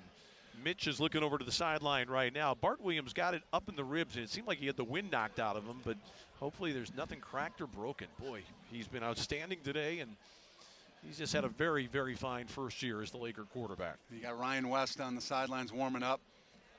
And we saw Ali earlier this year. He does a great job of running the read option. He came in a couple of situations to get Grand Valley first downs when they needed him in a running quarterback situation when Bart Williams was a little bit banged up. And, man, you hate to see anybody down on the field. Bart Williams has been a tough character all year long, taking hits and coming back and making plays. And he's going to get up and just hopefully just a little worse for the wear after this play. Hopefully he's only out for one play. Well, it's going to be Ryan West. He's got the hat on. Ajami is on the sideline already, or let's see. Now Ajami's putting his helmet on. So it's going to be the runner, Ali Ajami. And, folks, this may sound crazy. This guy has got a knack around the red zone. Yeah. You know the first play is going to be a read option, and he's probably going to keep it. Yeah. And he might be handing it to the back judge at the end of the play. He is that kind of a runner, and he's really tough. Blazing fast first step. How about this backfield, though? You got Ali Ajami and Ben Hutchins. I mean, two guys I don't think have been in the same backfield all season long here on a critical second down in the red zone right before half. Well, they're going to give it to little Ben. He's got to step up inside. Nice run by the senior from Portage. Ben Hutchins moves it down to about the 14-yard line. And now, actually, I think this is the perfect position for a quarterback run because nobody in the red zone now with a minute remaining is expecting that. Grand Valley's out of timeouts. If they do run here, they're going to have to, and don't make it, they're going to have to hustle the kick team on. Here's Ali. Look out. Oh, great play by the defensive end who was the last guy there that got him. He's short of the first down. Great job by the special teams rushing onto the field with 40 seconds left, just short of the first down. Almost was able to escape there, like you said, has a knack for that red zone, but they're going to come on right here with Joel Skipper with just under 30 seconds left. He's got plenty of time to put this one Grand Valley doesn't have to hurry there. Just take their time. Snap it down. Joel's going to get it. Now Riston's going to call a timeout here to try to freeze the kicker. Grand Valley doesn't mind that. They can use the time to catch their breath. But Ali Ajami on that play, Bob, I think he went just a touch soon there, and the defensive end almost over-pursued. He got him right around the ankles. Otherwise, Ali would have been down inside the 5 for sure. Might have even scored on that play. We get a good look at it right there. There it is. Who was it that made the play there? Defensive back coming, shooting in from the outside. Might have been Brian Jones. Darius Williams, number 20, the defensive back in coverage, reading that play well and just getting enough of Ali's feet to knock him down. But I don't think Grand Valley is going to do anything but try to put this one through the uprights to make it a 4-score game. Mrs. Joel Skipper, and you know, you think about Joel Skipper being a kicker, but he's an athlete. He's a baseball player himself, and he was a great soccer player in high school. And, you know, when you have athletes out there, even on special teams, when it goes all the way down to your kicker, that helps you. Absolutely. 2 cool guys here. Matt Williams is going to put it down at the 14, 24-yard field goal try. Good snap, kick is up. Kick is through, and the Lakers move it out to a 31-7 lead. So Skipper and his special team make it happen. The Lakers on top by 24 here with 20 seconds left to go in the first half in Pueblo, Colorado. And there's a good number of Grand Valley people here. We were shocked when we got to the hotel, Bob, to see all the folks that have either made the flight or made the drive, and people have come from everywhere, and they're seeing this team really perform very, very well. Well, it's just a takeoff of the last 2 weeks. A great crowd, including the band out at Ashland. Last week, another great crowd on Thanksgiving weekend out up at Ferris State at Top Taggart Field in Big Rapids, along with the band again. And really unique situation on Sunday. Matt Judon taking to Twitter and the hashtag Bring the Band, trying to get the band and raise some funds to get the band out to Colorado Pueblo. Unfortunately, can't do it, but a great crowd, a great tailgate pregame here for Grand Valley. Great support for this Laker program. Well, let's see if Grand Valley's kickoff team, which has been good this year, I think these guys back in the end zone are a little bit too deep right now for this kick from Skipper. Well, I might have spoken too soon. They're in the perfect spot. This ball's taken at the goal line. Grand Valley's got people coming down. What a tackle made by Joe Robbins. Wow. Was that, no, it's not Joe Robbins. Who is that out there? Is that Postma? No, it's Brendan McMahon, another special teams aces. I saw the 8, and I thought it was Joe Robbins, but it's Brendan McMahon, whose brother, of course, was the Grand Valley quarterback 5 years ago. Came over for 1 year after transferring from Eastern Michigan. And the home side, man, they have got to be stunned here. It's 31-7. The Lakers have played through the injury to Kirk Spencer, another injury to Judon, who's back. Williams got knocked around a little bit, but they have done the job here, and I think it's going to be a victory formation here for the Thunderwolves. We'll see what kind of adjustments the Colorado State can make at halftime to come back. They're going to get the ball to start the third quarter, see if they can make the adjustments to get back in this ball game. Well, so far, so good for the visitors, trying for their 3rd straight road win. Grand Valley 31, Colorado State University Pueblo 7. We have lots more to come, including a conversation with Tim Selgo about Grand Valley's latest national champion. We'll have that for you when we come back on Xfinity and the Grand Valley Sports Network. At Metro Health, we don't see patients, we see people. And when it comes to their health care, there's one thing we're all working toward: helping them feel better.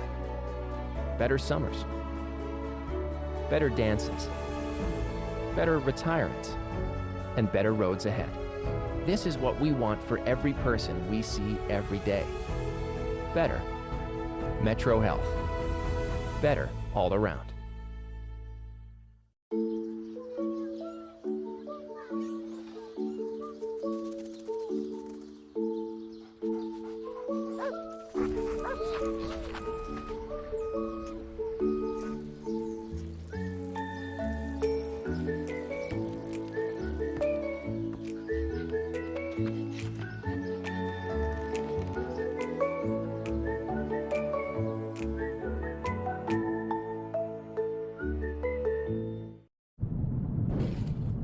We need to replace the microwave cooking device. Oh, this will cost mass quantities. Commence the jingle. Like a good neighbor, State Farm is there. Hey, Bildar, how can I help? Brent Allen, did we receive savings from our discount double check? Oh, yeah, a bunch. This pleases me. Wait, we're in space. I thought you guys were from France. Like a good neighbor, State Farm is there in France.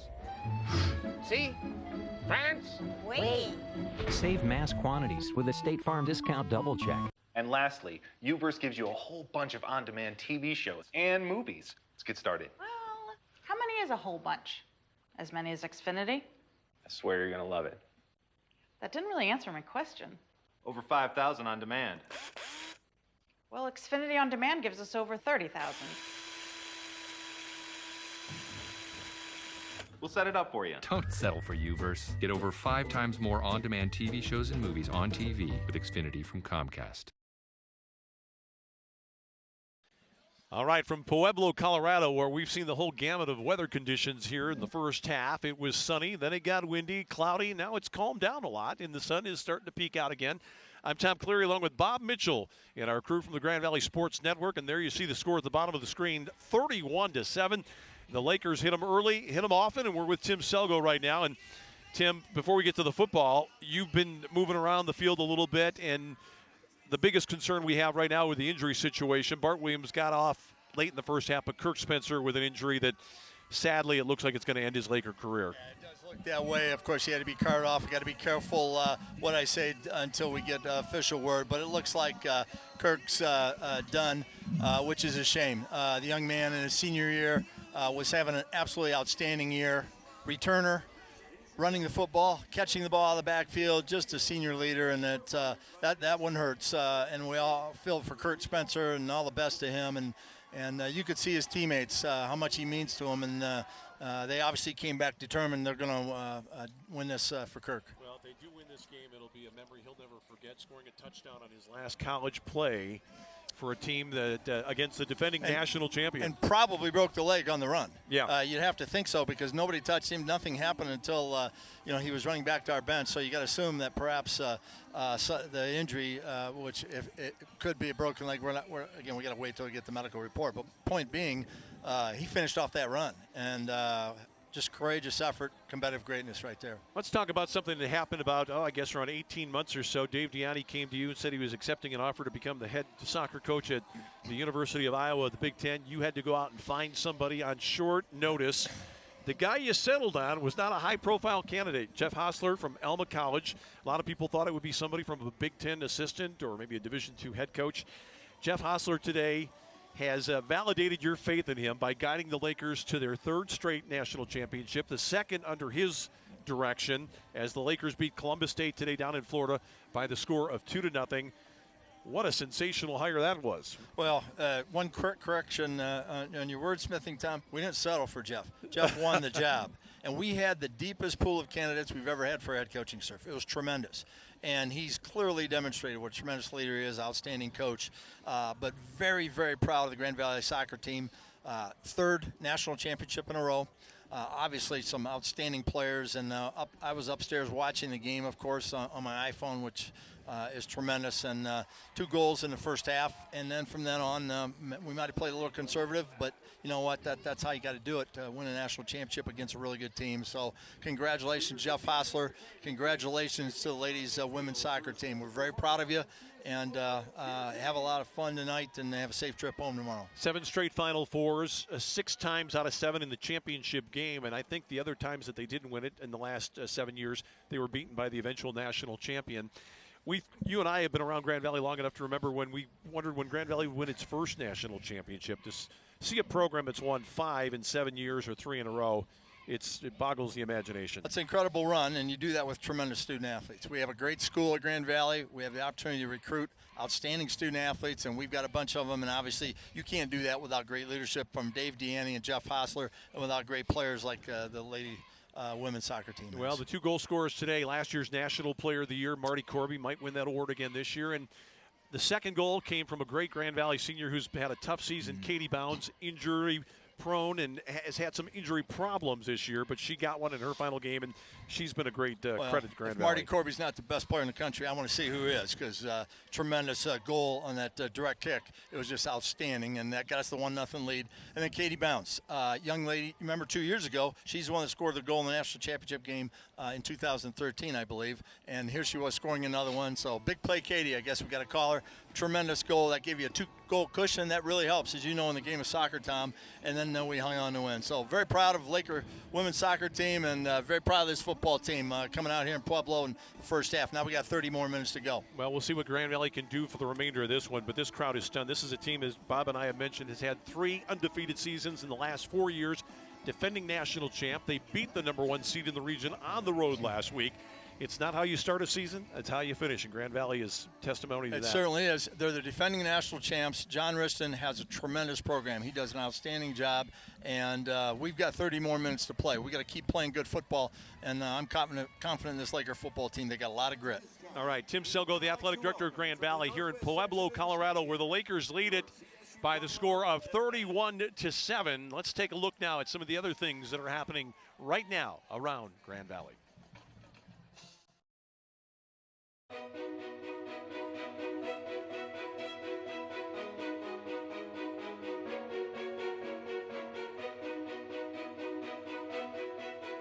I came to Grand Valley because the moment I stepped foot on this campus, I fell in love, and all the people around, they just seemed so friendly.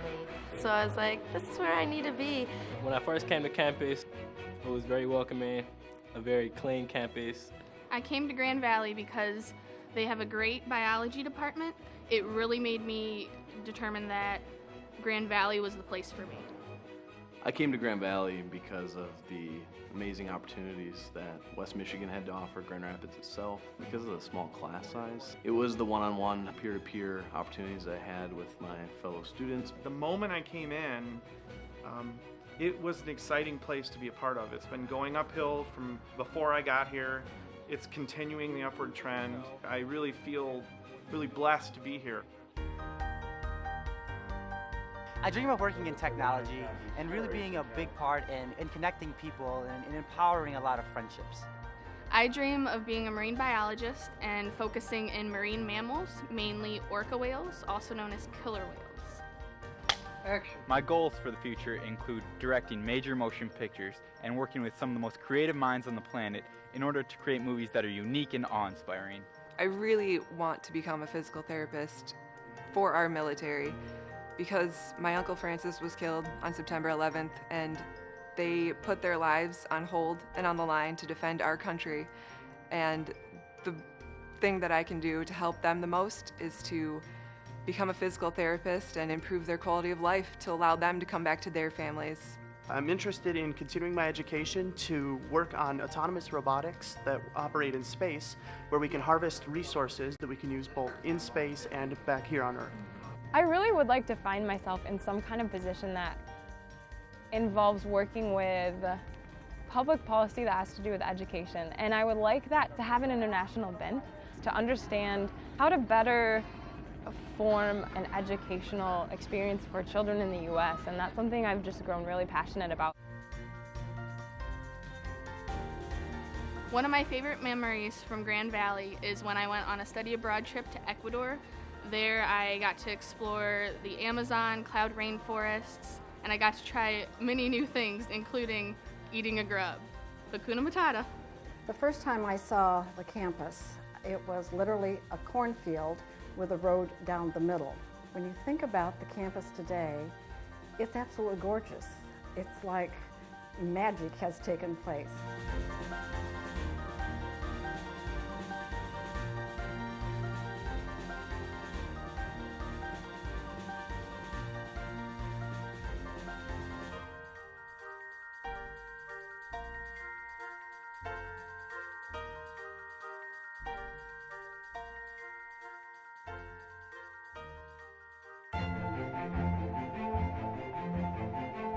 My favorite memories at Grand Valley are working with different people and having a chance to work with people like T. Haas, you know, and to have him actually know my name was, you know, I think a pretty cool thing. My favorite memory at Grand Valley has to have been making Happy Grand Rapids. I had the ability to interact with a couple of students here and film a bit of the parts on campus, and that was a really fun experience.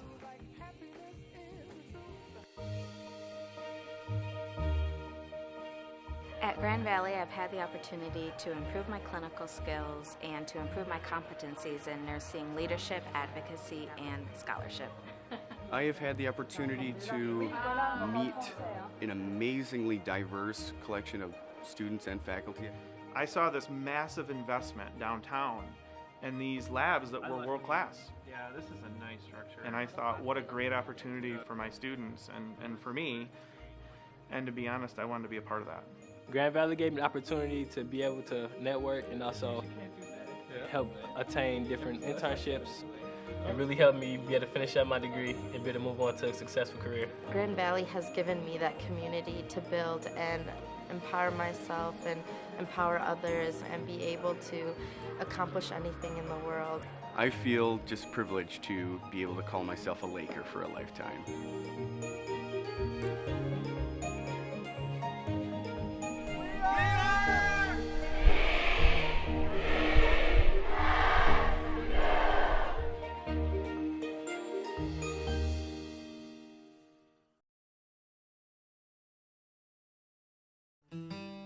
When you put your name on something, it means something.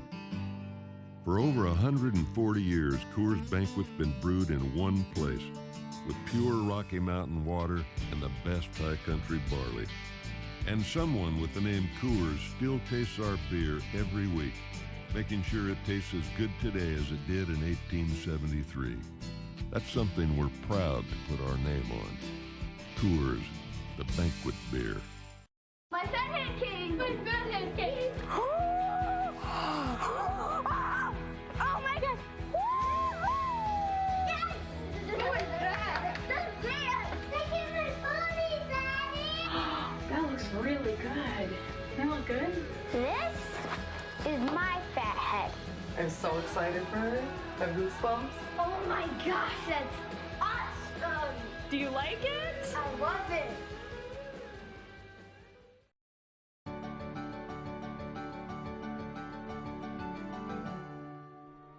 Students are enrolling in record numbers at Grand Valley. This fall, the campus welcomed a record number of first-year students, bringing the total number enrolled to more than 25,000, hitting a major milestone for the university. The percentage of minority students is also a record high, as is the number of international and out-of-state students. I chose Grand Valley because it offers a great education for an affordable price. There are also enrollment increases in engineering, health professions, nursing, and business.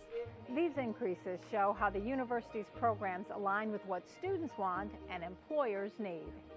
Grand Valley has a track record students and parents count on. It has the third best graduation rate of all public universities in the state, and nearly 85% of recent graduates are staying in Michigan to begin their careers or graduate work.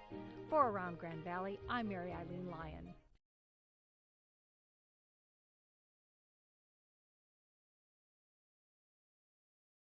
Lakers getting back onto the field right now. We have not seen all of the CSU Pueblo players, just the special teams players out warming up. But I think John Riston's going to take every minute he's got in the locker room, Bob, to tell his team, what can you do? Forget about what happened in the first half. Come out and play the best football game you can for the next 30, and hopefully it's going to be enough to change the direction of this game. You got it, exactly what you said. Stick to your game plan. Stick to what got you here. It hasn't worked in the first half. They got to make some sort of adjustments to stop Grand Valley's offense because they've been able to move the ball on the ground and through the air.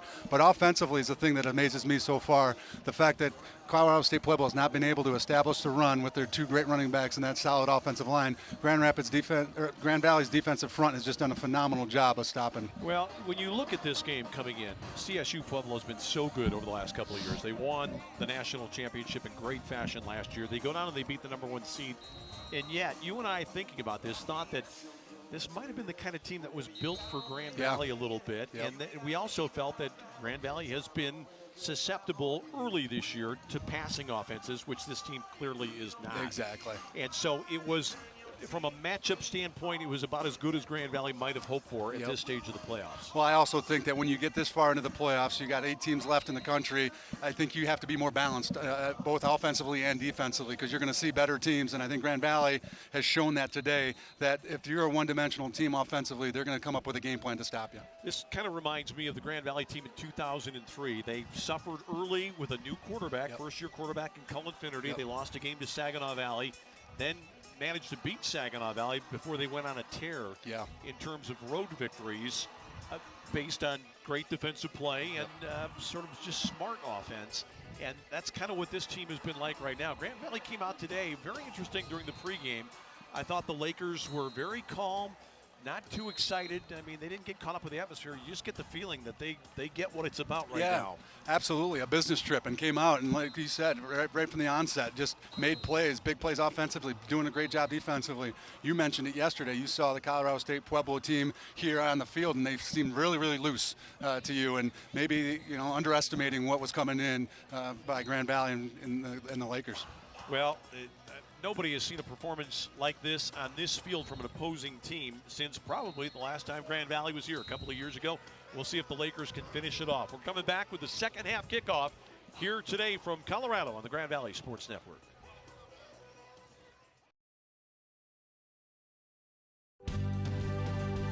You learn something every single day at Grand Valley State University about who you are and who you can become, about where you've been and where you're going, about your goals and how to accomplish them.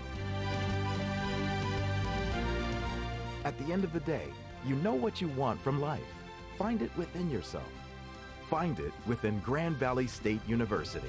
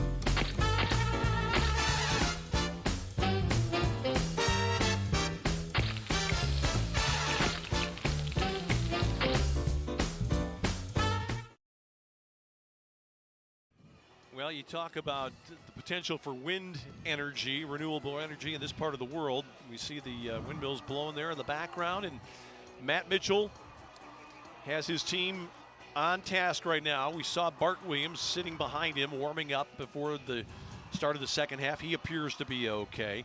And Bob, we went from almost tornado-like conditions in the first half to almost dead calm right now. Crazy, absolutely. The flags on both sides of the end just dead, dropped, and no wind whatsoever. Should bode well for Grand Valley not having to battle against the wind with their throwing attack. But you mentioned it, the winds at the beginning of this game, I think, really helped Grand Valley get off to a really good start with the wind at their back. It's kind of interesting in the old days. You remember in football, a team win the coin toss, they would just say, we're going to receive automatically. Now everybody defers, and you think about it, it could have been different if they made a different decision for CSU Pueblo, but Grand Valley got the ball and was able to move. And quickly.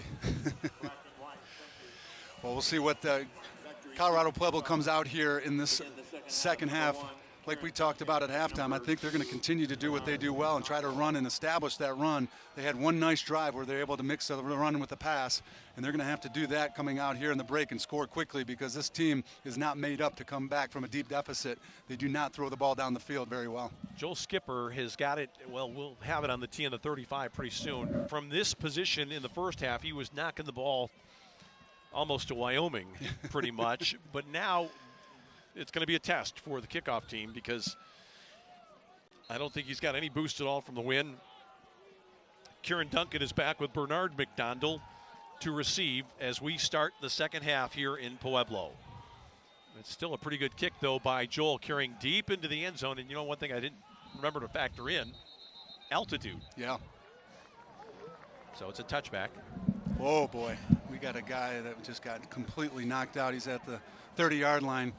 He's going to have to take a seat real quick. He got up and started stumbling in the wrong direction, and really hate to see that. Yeah, I didn't see the hit at all. We were looking at the kick, but clearly this is a concussion protocol situation. The player down there is Cliff Wabrecht, linebacker from Gilbert, Arizona, who is going to be ushered to the sideline. And I'm going to take an educated guess and say his day is over. Yeah, absolutely.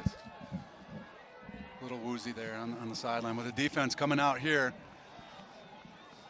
Well, they're going to spread him out again, but still, I think if you're Grand Valley, you have to think we're going to stop the run first and foremost.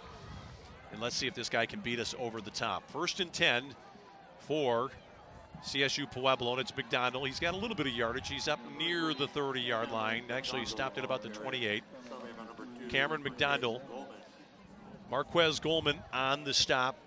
24-point deficit with a running game is considerable. And the other problem that CSU has right now, Pueblo, is that they haven't really stopped Grand Valley's offense. Right. I mean, we came in talking about that potent running offense for Colorado State-Pueblo.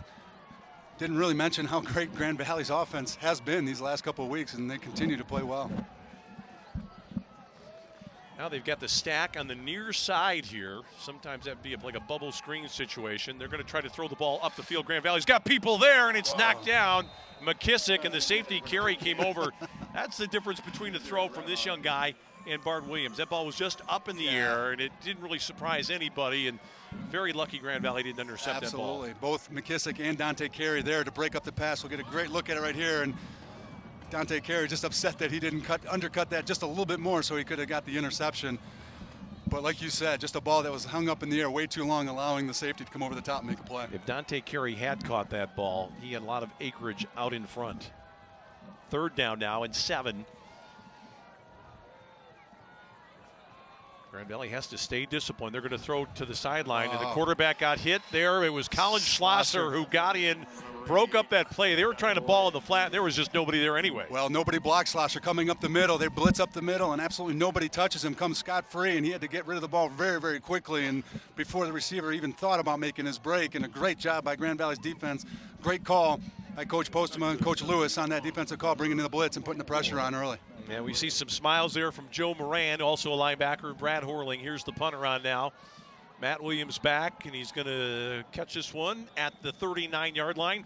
1st and 10 for the Lakers. And let's see if Grand Valley can come out with a strong first drive here in the second half and maybe put this one out of reach right away. Absolutely. You said it right there. If Grand Valley is able to sustain a nice drive and put some more points on the board after holding Colorado State-Pueblo with a 3-and-out situation offensively, it's going to go a long way to, like you said, putting a nail in the coffin in this game.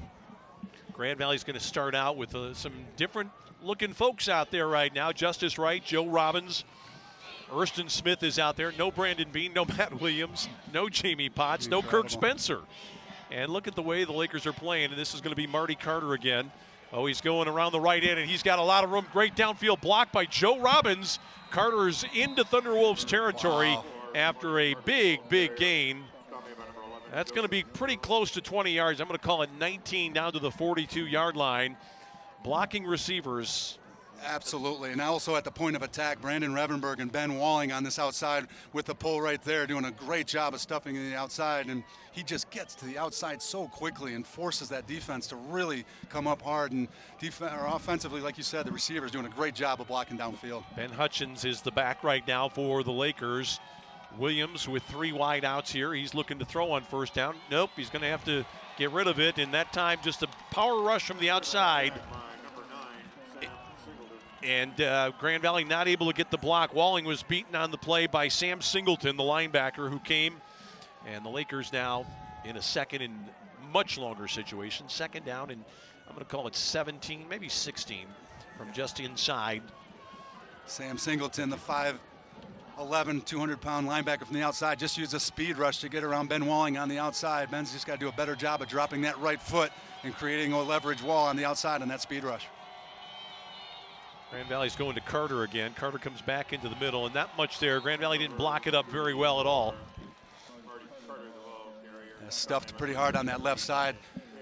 Colorado Pueblo doing a great job of slanting and stunting to that strong formation right there, which forced Marty Carter to cut it back a little quicker than he wanted to, and linebacker stepping up and making a nice play. It's going to force a 3rd down and long situation. And again, we said it earlier, Bart Williams, again, just be judicious with this football. Take what they give you. Your defense is playing great football right now. If you're able to get the big play, great. If not, take what they give you and punt the ball away and let your defense do what they've been doing all game long. Well, Bart has got to recognize the pressure here first and foremost. They're going to come with a pass rush here, 3rd and 16. Where is it coming from, and can he get rid of the ball?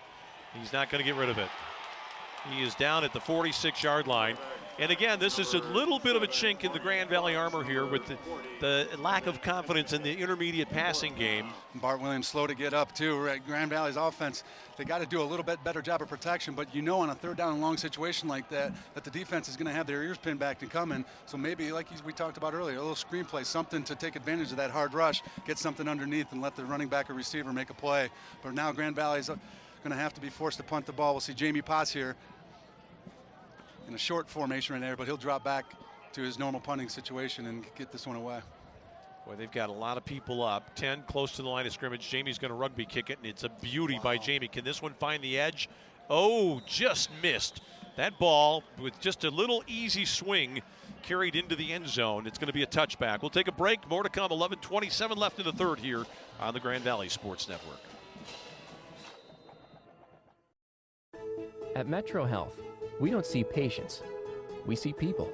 And when it comes to their health care, there's one thing we're all working toward: helping them feel better. Better summers, better dances, better retirements, and better roads ahead. This is what we want for every person we see every day. Better. Metro Health. Better all around.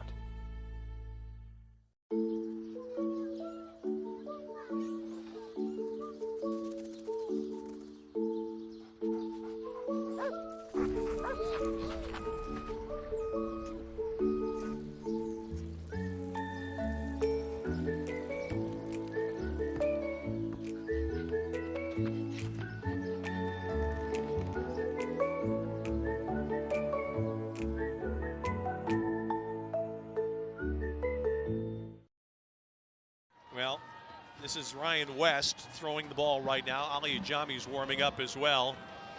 Bart Williams was holding his left arm, it looked like to me, after the last play.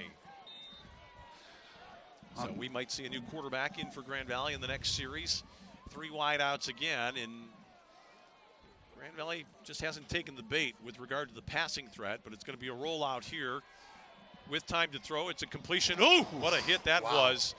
David Talley, and what a catch made out there. Marquez Goldman. Kieran Duncan, well, somebody got him from behind, and then he got a chest hit there, and Marquez Goldman saying he's not feeling too good right now. We're going to get a good look at it right now. Marquez Goldman coming off from the outside, putting on a huge hit on the wide receiver, and give him credit. Jared Radabaugh getting up, but he's going to be helped off the field right now, and he might have to sit out a few plays. That was a huge hit for Grand Valley. Yeah, that was Radabaugh 10, not Duncan number 1, who I thought was the wide receiver who made the play there. Good job, good throw though for Colorado Pueblo. And that's the thing that I think they have to do with A.J. Thompson, get him outside the pocket, get him comfortable. He does not throw the ball well inside the pocket. Let him throw on first down. Here's the quarterback looking to run. McKissick does a pretty good job of fighting off the block. It's going to be a first down as Thompson carried it, ran wide. I almost thought that McKissick bit up a little too quickly on that, trying to get to the inside, but at the last second he kind of checked himself and stopped that from being a huge gainer. Ball at the 36 now, 1st and 10. It was a wrestling match on the outside between the receiver out there with McKissick. McKissick looking for a holding call. I thought there was a lot of jersey grab there, but hey, give them credit. Nice job, nice play call to the outside as Grand Valley bid on the run. Probably the nicest moment of the day for A.J. Thompson so far. Grand Valley showing some heat. Talley's coming. Talley's got him. Oh, boy. Oh, and Thompson went down backwards very awkwardly. His leg kind of caved in under him. I hope he's okay. But it was one of those plays where, what a great just job. Looked terrible. Talley coming in and just leaving his feet because he got cut right by the running back, getting underneath the running back. And again, Carroll on the outside, putting on pressure. A huge sack for Grand Valley, forcing a very long down and distance. 2nd and about 20. Yeah, that is a huge loss. The line of scrimmage was the 36, and they're going to mark the ball back almost to the 25. So you're right, Bob. 2nd and 20 here. But still, if I'm Grand Valley, I'm still thinking spy on McDonald, stop that option first, and then let's see if this guy can go over the top. Stack to the top of the screen, and now that's a delay a game. Delay a game. That's going to cost him 5 more. And I think that you got 2nd and 20 situation with a running team. You really don't have a whole lot of plays to call. And Colorado Pueblo just got caught a little bit too long looking at their play sheet, trying to find something, and there's nothing on that play sheet for 2nd down and 25. Well, I've got to believe maybe a misdirection, like a throwback screen or something here. So Grand Valley has to stay disciplined, not try to do too much. Just assignment football here. Let's see where they're going. Walton's got a ball out in the flat here. McKissick is out defending, went for an interception. It didn't really cost him much. The catch is made for a short gain on the play. That's the ball that is out on the corner to Zach Boyd, his 17th catch of the year. He's had 5 touchdowns coming into this game, but Grand Valley just wants to play smart here. Again, don't try the epic play, just make a smart play. And get a look at this ball flailed to the outside, and McKissick right there just didn't take the right angle, but great job by pursuit by Grand Valley's defense with Colin Schlosser and also Marquez Goldman there to make the tackle. 3rd and long. They've got to get to the 46-yard line here. Walton going back. He's just going to lob it up in the air. Grand Valley's got somebody in the area. It's picked off, I believe. The Lakers have it. Trey Walton again. You mess with Trey Walton, and that's what happens. 2nd interception of the ball game for Trey Walton in great field position for the Lakers. And the Laker fans across the way making some noise again. And again, just not a lot of oomph on this ball from the quarterback. Not at all. A.J. Thompson throwing the ball, maybe getting rid of it a little too early. Felt some pressure earlier in this game, and right there got rid of it a little bit earlier than he needed to. Didn't give his receiver a chance to get downfield and run underneath it. But again, Trey Walton, perfect technique to the outside, turned his head right at the right time. And when there's a 50-50 ball out there with Trey Walton, he's either going to intercept it or knock it down. Dylan Carroll, Bob, was the guy providing the pass rush there that made the quarterback throw off the back foot. And that's never a good idea, but he just didn't have a good arm. Here's a little screen to Lumpkin. Lumpkin ran right into the man being blocked, got away momentarily. He just got to get down on the ground. Not a bad idea, though, for Grand Valley to switch up a little bit. I kind of thought that with these corners playing with such a big cushion, Grand Valley might try to get a ball out into the flat because these linebackers are going after the passer so heavily. And Joe Robbins, the receiver on the outside, making the block, and he did a good job of staying engaged. It was the timing of the play that got disrupted, and Lumpkin did not catch the ball in front of him. He had to turn around, and by the time he got turned around, he was too far to the outside and ran right into the block. Right. Joe Robbins did a nice job of keeping engaged. If that ball was thrown in front of him, Lumpkin would have been able to get inside and make a play. Here's Carter. Carter gets a block, bounces outside. Grand Valley's got to be careful not to hold here. Oh. Marty Carter. Oh, they're going to rule him down, and Matt Mitchell's saying why? Why are you ruling him down? He put his hand down. Oh, boy, we're going to get a good look at this one. And Coach Mitchell beside himself with a quick whistle by the officiating crew here on the outside, and it looked like he stayed up. We'll get a good look at it right here, see if his knee goes down and touches.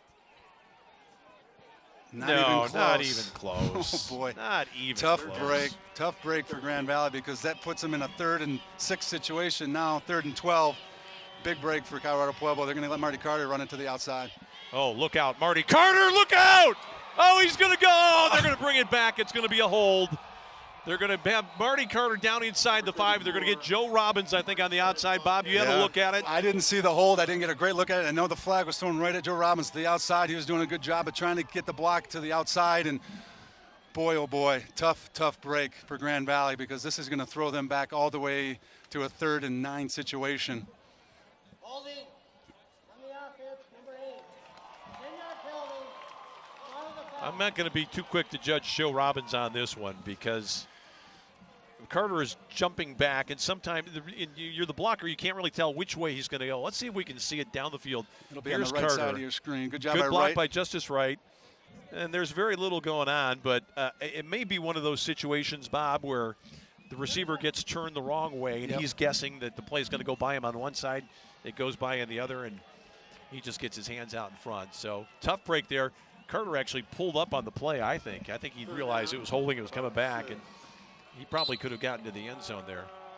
You know, it's been a while since Grand Valley has tried to go big over the top. It's a spot foul, so Grand Valley does get something out of the run. And with that long run, Martavius Carter does come out to catch a break. Ben Hutchins in at running back. We'll see if we get another dose of the running game here, and we do. Well, Benny just couldn't do anything. Grand Valley, not a lateral team as much as they are a power forward team with the run, and they just didn't get it blocked up there, and Grand Valley have to kick it away with 6:40 to go in the period. Morgan Fox, their All-American, does a great job of knifing inside, getting inside, and catching Ben Hutchins in the backfield. Great defensive stand. Colorado State-Pueblo doing a good job defensively here. Offensively, they just can't get anything going. Grand Valley's defense doing a phenomenal job here in the third quarter.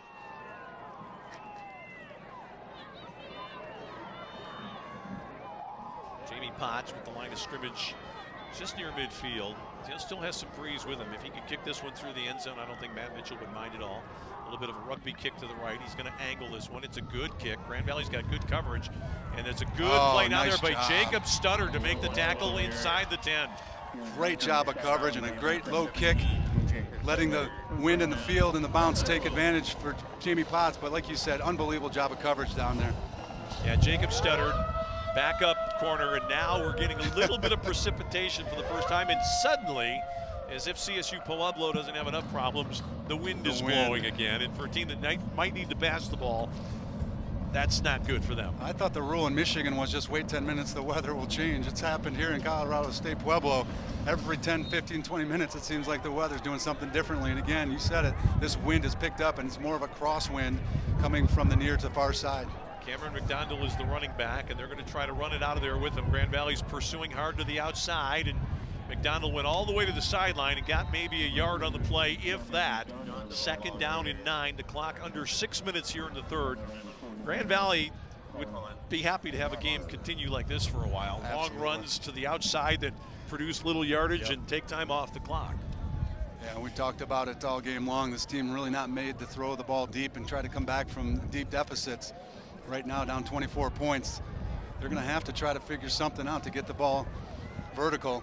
It's just not in their arsenal right now. And Grand Valley's defense just playing great. That front seven's played awesome today. Jacob Stuttard is in right now, playing in the secondary, and that ball was swung out to McDonald. He saw Marquez Goldman coming at him. He was right up in the grill, and McDonald shakes hands with his brother, who comes in and says, I'll give it a try here on 3rd down. And this is a big stop potentially for Grand Valley because the wind is problematic, and the Lakers would likely get a short field on the exchange here with a punt coming up if they don't make the 1st down. And into the game comes Alton Voss and Matt Judon catching a break. Watch for those two guys coming from the outside with a big pass rush here on 3rd and long. Look to the top of the screen out there. One-on-one coverage. Grand Valley's got this played pretty well, and the defense makes another big stop at the 14-yard line on Bernard McDonald. Who got there for the Lakers? Was it Judon? It was, and we talked about Matt Judon and how aggressive he is on that pass rush and maybe trying to do too much sometimes. And Vanderlaan last week able to step up and get some big yardage right there. He does a great job of staying disciplined here, and we'll get a good look at it here instead of biting the fake and biting back and coming back. I mean, that is just an athletic play for a 6'4", 260-pound young man to make. Had his head up, was able to assess the situation. Rugby punt coming up here, and it's a pretty good one. Matt Williams calling for a fair catch. Got to get on it, Matt. There you go. No, you got to go down. There you go. At the 40. Finally dropped one. We'll take a break. 4:38 left in the third. Grand Valley 31. Colorado State University, Pueblo 7. What if a home phone could also be a smartphone? And what if that home phone could save you money on your home and wireless bill at the same time? With Xfinity Voice, you get amazing technology like readable voicemail on your smartphone, caller ID on your TV, and even text messaging, all for a low price. Start saving with unlimited nationwide talk and text, and switch to Xfinity Voice for just $19.99 a month for 12 months. Call 1-800-XFINITY today. I'm almost done. Now you can pay your bill, manage your appointments, and check your connection status. Anytime, anywhere. Oh, so you're protesting? Okay. Introducing Xfinity My Account, available on any device. What a job by the Laker defense here today, limiting CSU Pueblo to just one score. A lot of different people have stepped up big. Trey Walton, 2 picks. Judon, the defensive line, getting it done. The linebackers, Dylan Carroll's had some big plays. Bart Williams continues on with Martavius Carter. Let's see if Grand Valley can find a little better mix this time here. Bart Williams looking to throw, has got time, swings it out. Justice Wright with a catch. Nice ball out there to Justice, pickup of about 6. Real team man is Justice Wright, a special teams player and a very popular guy among his fellow teammates. One of the leaders of this team, and right there we saw Bart Williams take another hit, came from the outside. Linebacker Sam Singleton going one-on-one with Martavius Carter, and that's just something that Marty's going to have to get a little bit better at his pass protection. We've seen him, what he can do with the ball in his hands. He does a nice job assignment-wise of picking up. He just got to stay a little bit lower and not get pushed back so far. This is Carter up the middle, cutting back. Carter, another first down. Big yardage for the Lakers. He goes from his own 48 all the way down to the 37-yard line. It's a 15-yard pickup. Boy, and his lower body is just, it's going in all different directions. His ability to cut back, speed, power. Just a fabulous game today for Marty Carter, who scored in the first half. Marty Carter says, hey, Mr. Mitchell, this is what I think about your pass protection. I'm going to take the ball and run up. But like you said, when he gets upfield, he's instantly moving fast upfield. I mean, his ability to shift gears is just absolutely incredible. He ran right past a very good defensive back, LaRon Tarkington. He's going to get a little bit more here, Marty is. Caught from behind that time. Good anticipation there by the defender who got him, and it was Sam Singleton again, Sam Singleton holding his right arm like he fell awkwardly as he made this tackle. We'll see it right here. Boy, he landed right on his shoulder. And he's going to have to go off. Grand Valley still with plenty of time on the play clock here. We tick down toward the 3-minute mark. Ben Hutchins is on right now.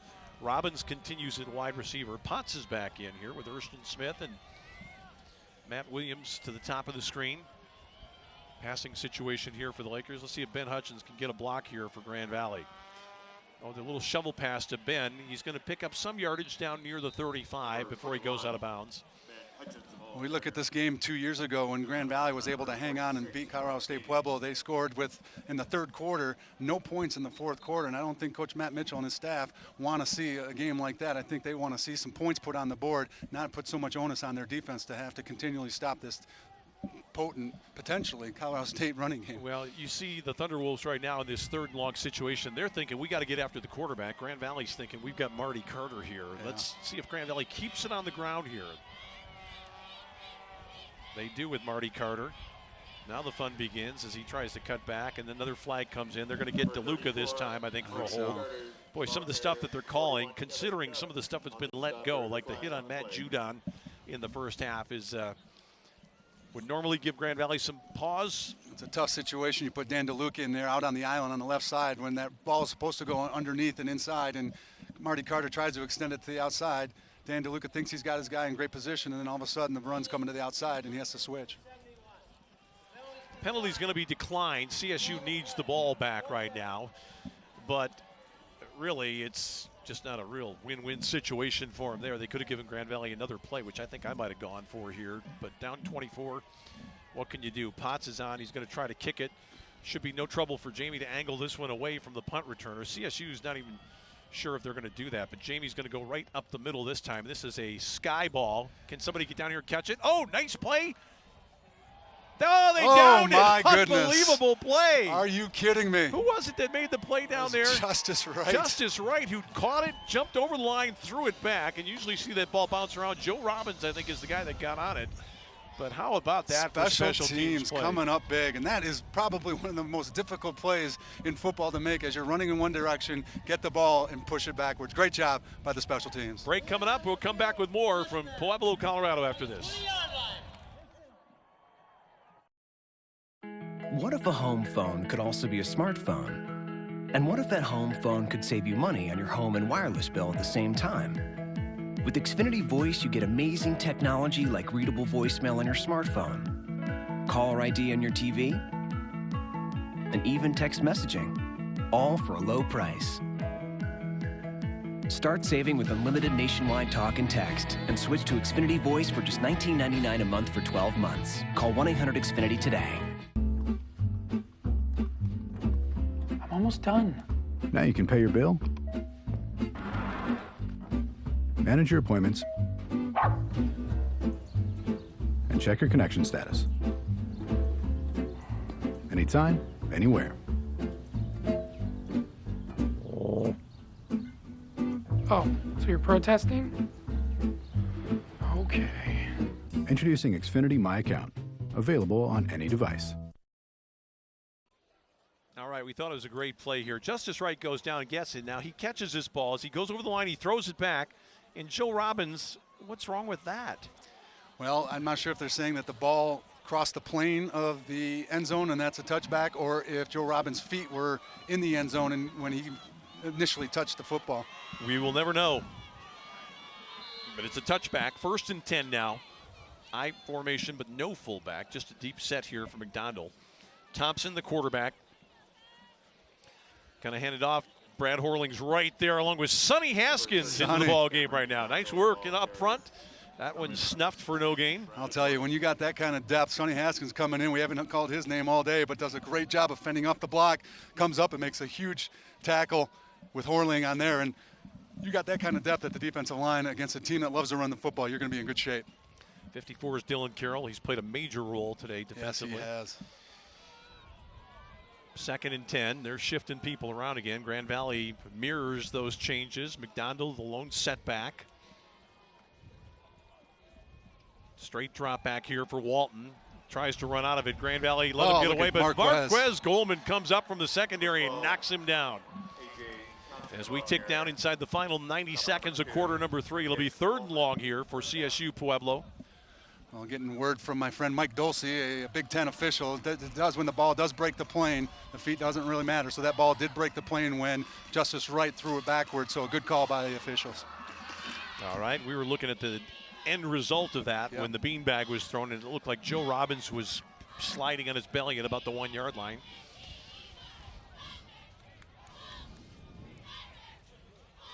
They got that triple stack formation out here on the left side. This guy can't throw it down the field far enough, though. Look at this pressure coming against Walton. He's got time to throw it. That incomplete on the sideline, or is it a catch? I was going to say he's out of bounds. Be a kicking situation here in the final minute of the 3rd quarter here. That was just like a little short arm toss. I'm not sure if it would have been enough for a first down anyway, right in front of the CSU Pueblo bench. But they will have to kick it away again, and Tanner Kuda comes on to punt it. Grand Valley, a team that had looked so confused defensively so many times this year, Bob, all of a sudden has gotten the plot. I'll tell you what, playoff ready, and I don't know if it's a factor of getting some guys back healthy and getting some good depth on the defense, but Jim Lewis and Nick Postema have done a phenomenal job the last 3 weeks in these playoffs against a phenomenal Ashland team. Like we've seen a great Ferris team, and now a potent running attack from Colorado State-Pueblo. This ball's going to roll down inside the 40. Matt Williams just going to let it roll and goes dead at the 32, and the Lakers will have it 1st and 10 from that point with 37 seconds left in a scoreless 3rd quarter. But let's go back right now and recap, if we can, what happened in the first 10 minutes of the game. Grand Valley in the first play from scrimmage. Bart Williams to Matt Williams, 65 yards on just the old Sandlot bomb play. Go deep and I'll hit you, and he did, and Matt Williams caught it, walked in for the score. After that, Marty Carter, an 18-yard touchdown run. Kirk Spencer, the agony and the ecstasy all wrapped up in one play. The touchdown run from 7 yards, and then he broke his leg, we think. Left the game on a cart, probably done. And then a little bit later, Carter threw a touchdown pass to Kaiser. Here's Carter again. Carter bobbing and weaving. He picks up about 6 on the play, maybe closer to 5. 2nd and 5 on what will probably be the final play of the 3rd quarter. So the Lakers, they achieved the first idea by running out the quarter without any points being scored against them. They'll take a 24-point lead into the final 15 minutes. Grand Valley on top, moving toward the national semifinals here today in Pueblo, Colorado. We'll come back with more on the Grand Valley Sports Network. How's it going? Nice to meet you guys. I have these 2 laptops. We're going to each download a TV show. I'm going to download it on Xfinity, and you guys are going to download it with AT&T Uverse. And we're going to see who goes faster. Go. Well, this is a no-brainer so far. How's AT&T doing? Struggling. I'm ready to go. We'll wait for you guys. Looks like we're going to be waiting for a while. Don't let Uverse slow you down. Upgrade to an Xfinity X1 Triple Play from Comcast and save when you bundle. See for yourself. Call 1-800-XFINITY or visit Comcast.com today.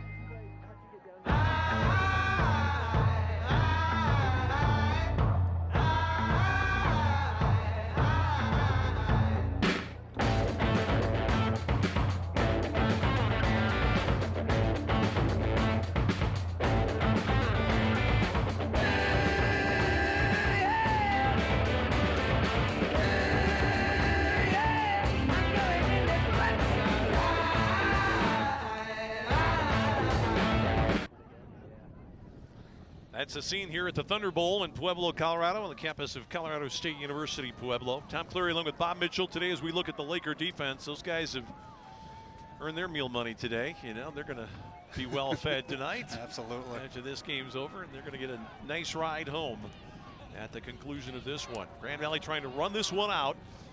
Bart Williams still on for the Lakers. Carter is the setback. 3 wideouts. Lakers have played Bean sparingly today. Jamie Potts has been in there some, but not much on offense, although I think he's out there right now.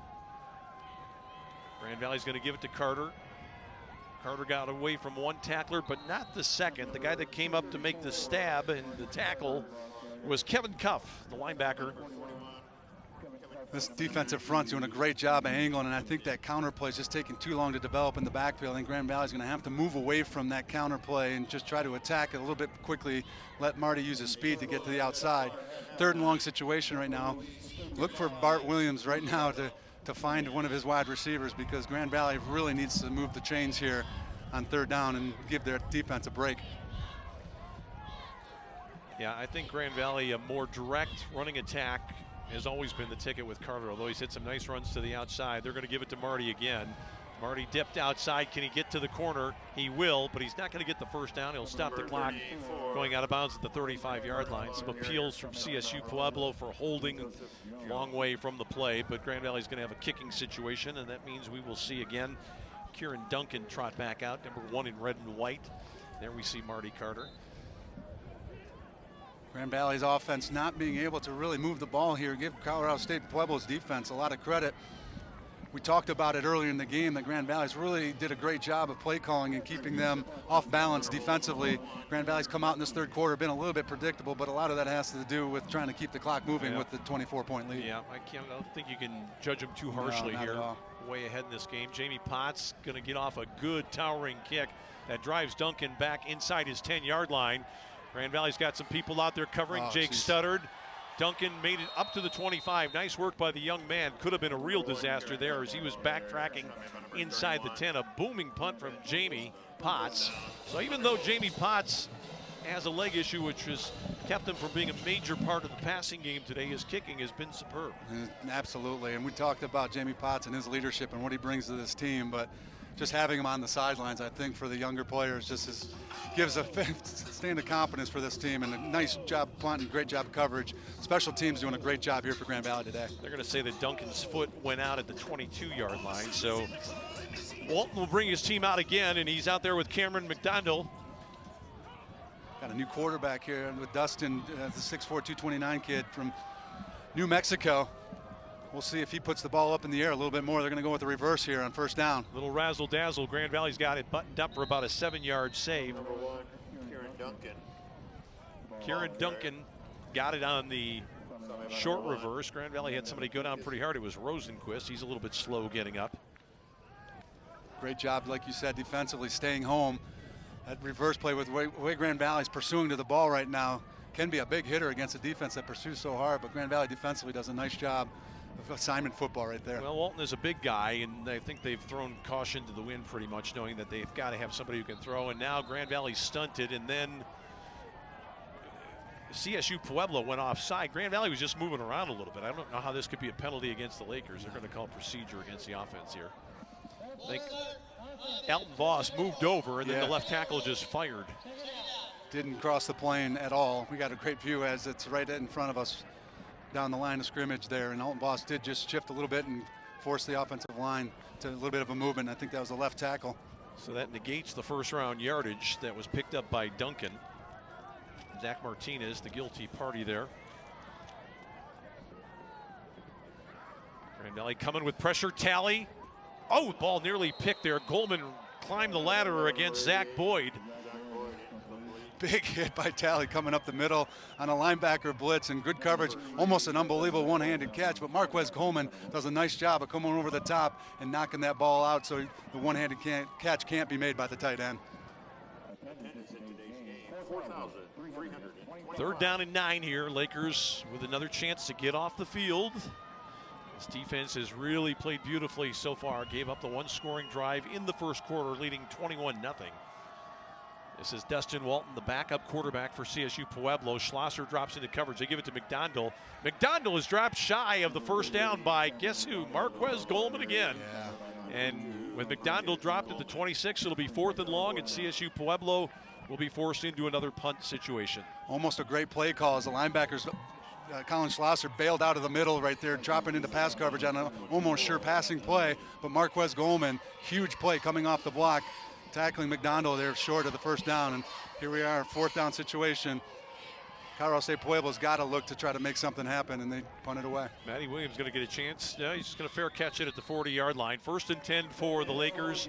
With a little over 12 minutes remaining, Grand Valley on its way to what would be an amazing 3rd consecutive road playoff victory. And if Grand Valley is able to finish this one off, Bob, as we suspect they might, this would be 3 straight wins on the road in the playoffs against teams that had lost a total of, count them, 1 game this year. Incredible.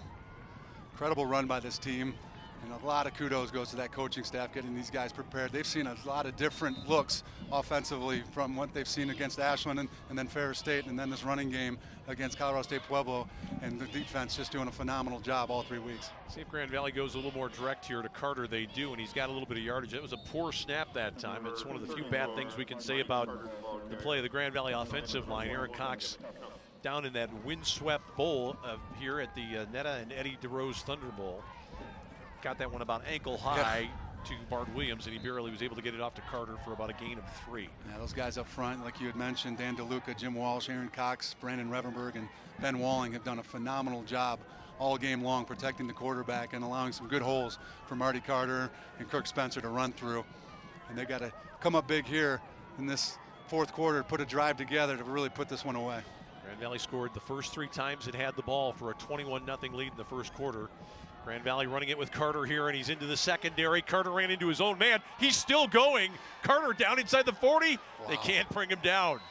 Boy, look at the Grand Valley folks on the far sideline. The players are liking that a lot, and the fans as well. Marty Carter's just been a beast here, and he moves the chains in Grand Valley now with a chance maybe to reel this one in for good. Great job of blocking up front and a great cutback by Marty Carter, and just tough running. Just will not go down. Takes a whole host of Thunderwolves to bring him down on that run. Ben Hutchins returns to the lineup. Kirk Spencer is out with a suspected broken leg here after scoring a touchdown in the first quarter. His final college play will likely be that touchdown. Grand Valley has shrugged off a couple of other injuries. Here's little Ben running with the ball. He got dragged down from behind. Nice play made defensively by Morgan Fox, a guy who could be concluding his career here today. Bob, he's been fantastic at CSU Pueblo. Very much almost the mirror image of Matt Judon in terms of stature for his team. And taking over former Gene Upshaw Award winner Darius Allen, a phenomenal defensive lineman here for the last 2 years for Colorado State-Pueblo. And it's time for Ali Ajami again. And if you've scouted Grand Valley, you probably know what's coming next. It's not going to be a pass play here on 2nd down and long. Bart Williams goes out. He'll get some rest here probably for the remainder of this one. Ajami's got Hutchins in there. Ali kept it. Tried to play off a tackle, and they watched some tape too here at CSU Pueblo. Number 75, Derek Sparkman, coming in at right guard to replace Jim Walsh. Jim Walsh, just a warrior, playing on a bad foot. Did a great job today and getting a little bit of a breather here in the 4th quarter. Brandon Payer made that last tackle for the Thunderwolves as we tick down to the 9.5-minute mark. Grand Valley's just going to take a lot of time. This is going to be an opportunity right here, I think, for number 21 in white, Mr. Ben Hutchins. We'll see what he can do. We have not seen Ajami, I don't think, throw a ball this year, have we, Bob? No, Brian West has been in the past a little bit, but maybe they're going to let Ali throw one here. It's going to be Ben Hutchins up the middle. Straight ahead, Ben. And, of course, it's coming back. The umpire threw the flag for holding. Great run by Ben Hutchins. And they're looking at Revenberg. He seems to have a guilty look on his face. Matt Mitchell is just kind of laughing. Wow. Great job up front blocking, albeit the hold right there. But Ben Hutchins does a nice job of attacking the line of scrimmage and cutting right there with that right foot. And didn't see the hold right there. Well, we couldn't see it, which is play. Now they're going to say Aaron Cox, the center. So they'll move it back near midfield here, and now it's going to be 3rd and 1 million as we Have 9:12 remaining in this Grand Valley runaway romp at the moment. It's 31-7 against the defending national champions. Take a look at some scores across the country here in the playoffs. Shepherd beating Slippery Rock 28-16, the number 7 seed in the Northeast. West Georgia beats Tuskegee 35-6. And right now Northwest Missouri up 38-17 on Emporia State.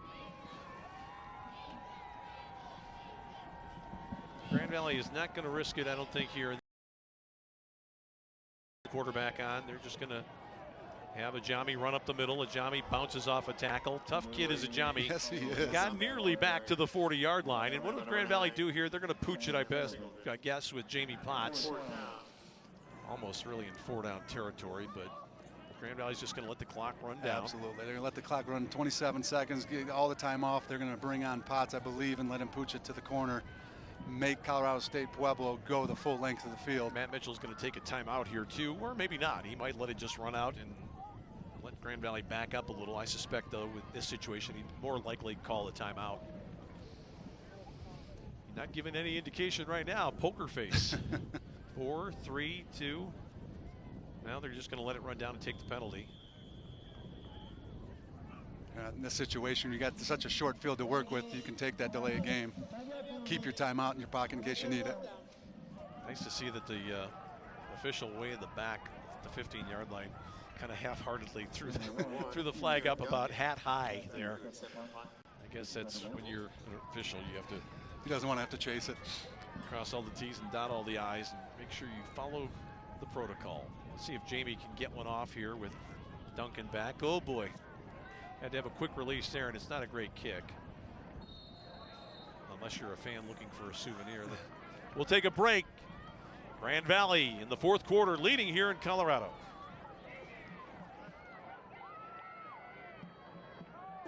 At Metro Health, we don't see patients, we see people. And when it comes to their health care, there's one thing we're all working toward: helping them feel better.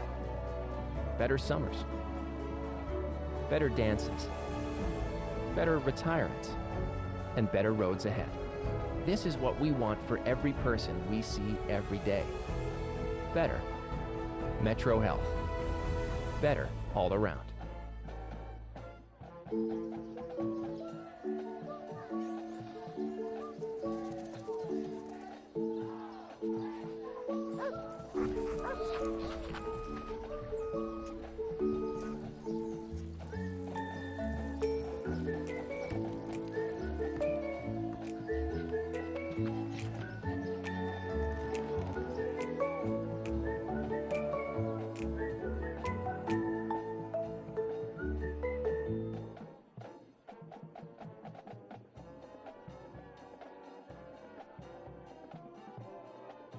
Side who have departed the scene, but the Grand Valley Laker fans are going to enjoy this one. Absolutely. To the last drop. Absolutely, they should. This team has played phenomenal all day long. Offense, defense, and special teams putting everything together. Now Grand Valley just trying to milk this clock out and go home with a victory, try to stay healthy here in this last 7 minutes and 48 seconds. Jacob stuttered. They're coming right at him. This is a ball inside, little bubble screen to Duncan. Joe Moran has got him. Actually, let me make sure. That was Schlosser, actually, that made the tackle. 49, not 40. Number 50, Christian Harris, defensive lineman from Woodstock, Georgia, in for Grand Valley. Some new faces out there on the defensive front. Studdard's playing at the corner right now. Trey Walton has taken some time off after 2 picks today. 2nd down and 3. Clock ticking down toward the 7-minute mark. Grand Valley coming with a little bit of pressure. This ball is thrown, pitch and catch. Skolman with the shove out on the sideline right at the 50 for a first down here for the Thunderwolves. I still think if you're Grand Valley here, you don't want to just let them float the ball down the field. You want to keep in the mindset that you can stop this team and leave nothing to chance. You don't want to give them any life. They're really down 24 points, which is, if with 2-point conversions, only 3 scores, and they can score here quickly and then get an onside kick. You don't want to give them any type of life. Well, here's the problem right here. It's going to be a touchdown for Cameron McDonald, I think. Now he's down inside the 10 to the 7. And Matt Mitchell's going to be disappointed with that, because that's a basic play, what the coaches at Grand Valley call a dynamic offensive play allowed. And they don't like a guy running up the middle for them for 45 yards. No, definitely not. And like I said, the backups there on the defensive front, they got to do a better job of trying to sustain that line of scrimmage and not let that big play happen. You want to just basically keep everything in front of you right now if you're Grand Valley, not give up the big play and let the clock work to your advantage. Now Colorado State-Pueblo with about 6:40 left, down 3 scores, and be able to punch one in. High formation here. This is their strong running formation. They're going to pitch it to McDonald. Grand Valley's going to stop him down near the 5-yard line. So the clock continues to run, and it'll be down inside about 6 minutes remaining when this next play is snapped. And every stop here is pretty important for Grand Valley as the clock continues to run down. It allows that clock to continue to run. Grand Valley does not want to give up the quick score right here. Grand Valley's going to get a new man on right now, and can't tell who that was. It just shot into the game, but McDonald's going to get it again. He's going to try to weave his way through, and he's going to be brought down again shy of the goal line. He's at the Cameron McDonald with 5:55 left in the contest. It'll be 3rd down now and goal. I think that was Grant Postma coming in the defensive secondary that came in late to that on that last series. Obviously a 4-down situation here for Colorado State-Pueblo. But again, every time Grand Valley can put a stop on, running more and more clock off there for Grand Valley. That long run gave McDonald probably another 100-yard rushing game today, but passing, it's been abysmal. 5 of 13 for Thompson for 34 yards. You're not going to win at this stage of the playoffs with that kind of imbalance in your offense. Quarterback rolling the right, looking to throw, fires to the end zone. Great play by Brad Horling down there. It'll be 4th and goal. Great job defensively, Grand Valley. Stiffening up here down near the goal line, not wanting and allowing this touchdown to keep this 3-score lead. Got to give these kids credit. They continue to fight. Well, you have to say right here that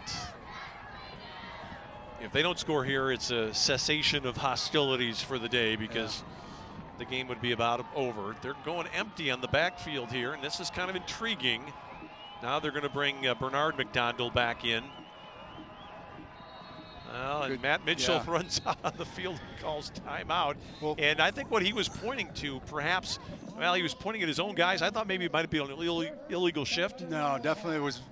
We talked about earlier, Colorado State-Pueblo likes to shift a lot, and Grand Valley's done a great job all game long of getting in right position. That time they shifted into a power set to the left side, and exposed was the right side of the defensive line for Grand Valley, and the linebacker you saw was trying to shift the defensive front, and Coach Matt Mitchell did a great job of recognizing that they were not in position to make the play. Well, when I say illegal, well, let's take a break right now. We'll talk more about it when we come back here on the Grand Valley Sports Network. What if a home phone could also be a smartphone? And what if that home phone could save you money on your home and wireless bill at the same time? With Xfinity Voice, you get amazing technology like readable voicemail on your smartphone, caller ID on your TV, and even text messaging, all for a low price. Start saving with unlimited nationwide talk and text, and switch to Xfinity Voice for just $19.99 a month for 12 months. Call 1-800-XFINITY today. All right, 4th down play here. Cameron McDonald is back in, kind of a wild-looking formation here with a wing-back on the right side. I got to think they're going to their money guy. Here. Yeah, it's Cam McDonald, direct snap here. Oh, and they throw it over his head, and that ain't going to work. And Grand Valley's got the ball, and that is it. Wow. They snapped it over the head of McDonald. You try to do something you're not used to doing. Exactly. It's a 6'3" quarterback, and they go to a 5'8" running back, and the ball was just too high, and McDonald couldn't handle it. The Lakers have it, and you would have to say now that barring any amazing unforeseen circumstances, it's all over but the shout. Unbelievable stand there for Grand Valley. McDonald, like we had talked on that initial play, looked like he was going to score, but the defense does a great job of not giving up on the play, tackling him short of the goal line, and comes up with a big stand right there. The guy that got on that ball was Jacob Howe, recovering that fumble for Grand Valley, young guy from Forest Hills Northern near Grand Rapids. Here's a Ajami, he got a high snap, and here's Ben Hutchins running on 1st down, and now it's just get down, stay healthy, and hang on to that ball. In the NBA, ball. they call this garbage time, Bob, and that's about what it is. We've ticked down inside right now of 5 minutes left in the game. There you see Jacob Howe. Fumble recovery for the young man. Done a great job this year coming in and playing some backup duty, but he came in earlier in this year and made some big plays defensively for Grand Valley. Yeah, he's one of those guys who's been pushing for playing time. He hasn't really had an opportunity. Grand Valley's going to trot Erston Smith all the way out wide here as the play clock ticks down to 8-7. Jami's looking right at it. Snaps the ball with 2. Ollie's going to keep it himself. Ali Ajami. Ali Ajami. Look at this. Look out. Hang on, Ollie. 2 hands over that ball when he got to midfield. And a great job of Grand Valley blocking up front. Ali Ajami just weaving through the defense, showing some speed and a little bit of burst. But I love the fact that he covers the ball with both hands when it comes to the play. He's thinking about what his role is on this team to run that run game offense. And that one officially puts it into the hamper. The bleachers on this side are just completely emptying right now. And it's kind of an end to a great run for CSU Pueblo. National champions last year. And you know what they say, you're the champion until you're not. Exactly. And that will end in about 3 minutes and 55 seconds. But Grand Valley's going to make it 3 straight road playoff wins with just a dominating performance here today. Ben Hutchins, a young guy from Portage, right near midfield, runs it for about a yard or so. Grand Valley move the chain one more time. They will see this one out. And the Lakers did it today with an offensive explosion. 21 points before the fans got settled in their seats today. Well, Coach Mitchell talked about it all week last week, just wanting to be one of 8.